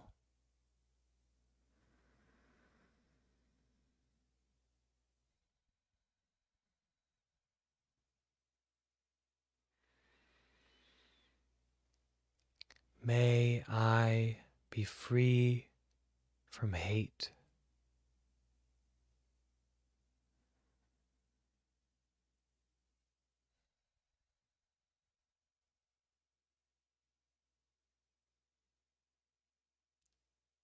May I experience joy and peace in each and every breath.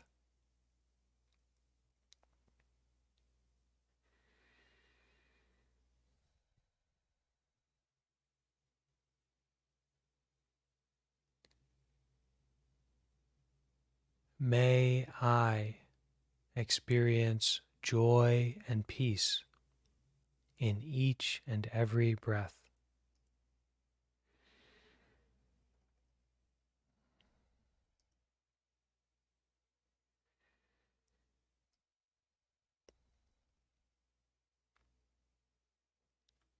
May I be completely free from mental suffering.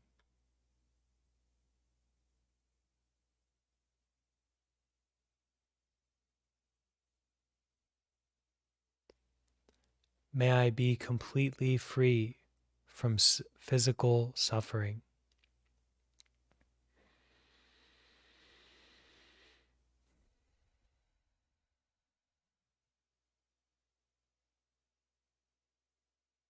May I take care of myself happily.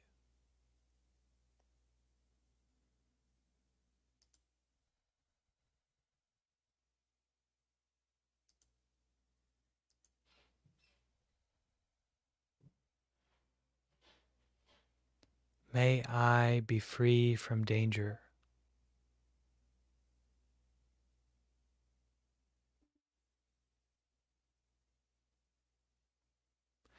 May all beings be free from mental suffering.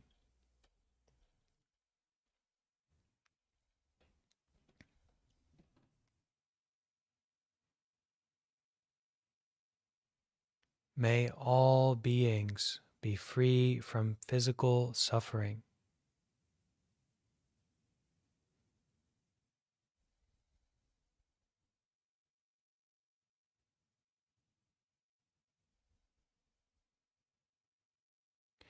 May all beings take care of themselves happily.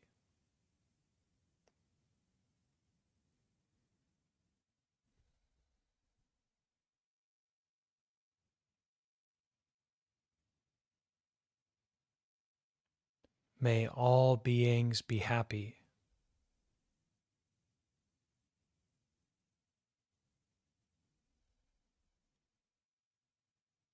May all beings be free from suffering.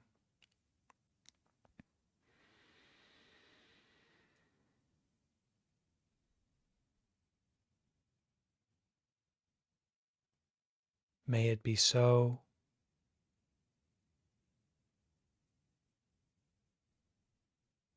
May it be so.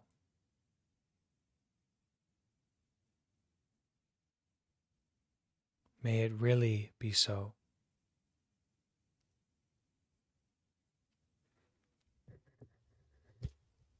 So we will finish this practice together with, I will offer a chant.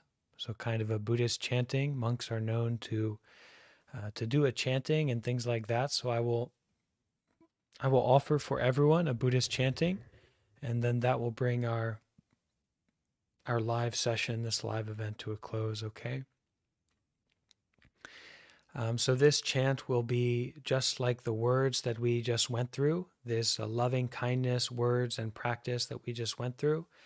This chant is in I think from the Sanskrit language is the way I'll be chanting it, that is in this traditional Buddhist way, Buddhist language of the metta. Okay? And you're all invited to bring your hands together if you'd like in the kind of prayer position, as an expression of your sincerity and also our coming together at this present moment. And I will offer this chanting to everyone here.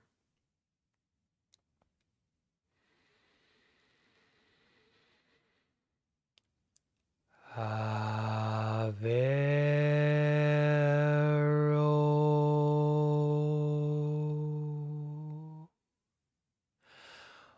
Homi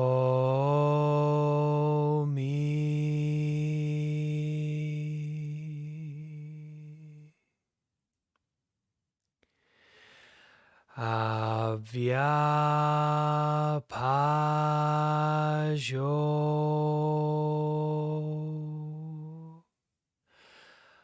Homi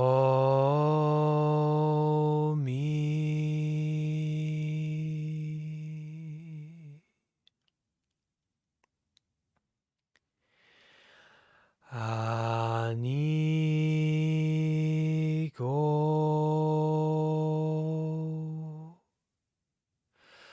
Homi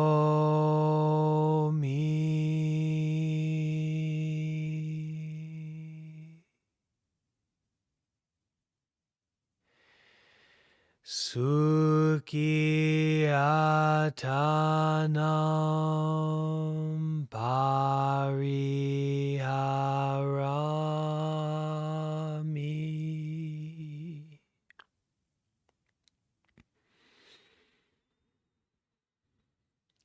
Sabe Sata Averahontu Avyapaja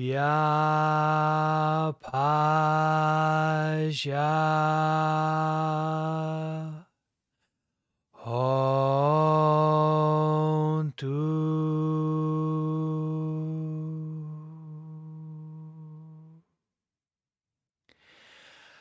Anigaontu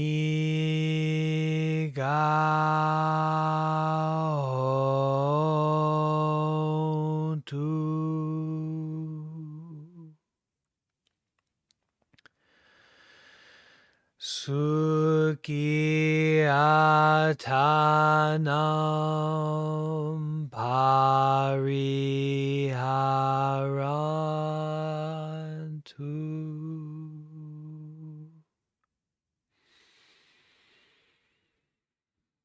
Sukhita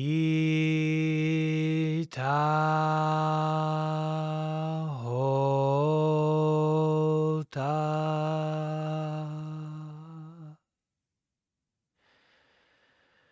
Dukkha muccata.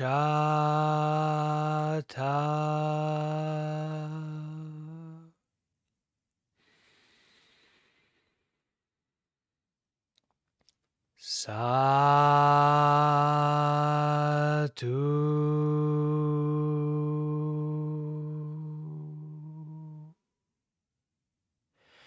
Sadhu.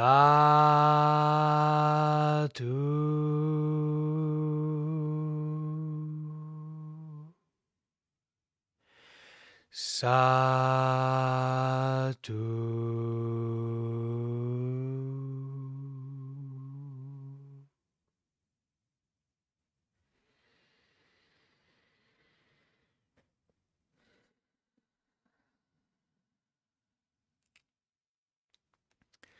So thank you all so much for participating and being here in this live, Bro Talk Live, this AMA with the Buddhist monk. And also some people have been following along through YouTube. We've been live for 4 hours over on the YouTube channel from a lecture that started when I was invited for giving a talk in a particular community. And that kind of branched out and extended out to this live AMA here on our Humans Being Bros. Thank you, everyone, for being here and participating. Please do understand that this is not a one-off event, but this is an invitation to join a community of people on the path, practicing together regularly, meeting together on Discord and also on the YouTube channel. You can find the links to those resources in my Reddit profile. You can also find them here in the comments of this live talk. And I wish that you will all really find happiness and peace in your life in this moment, in this breath, in this body. Thank you, everyone, and take care. Goodbye.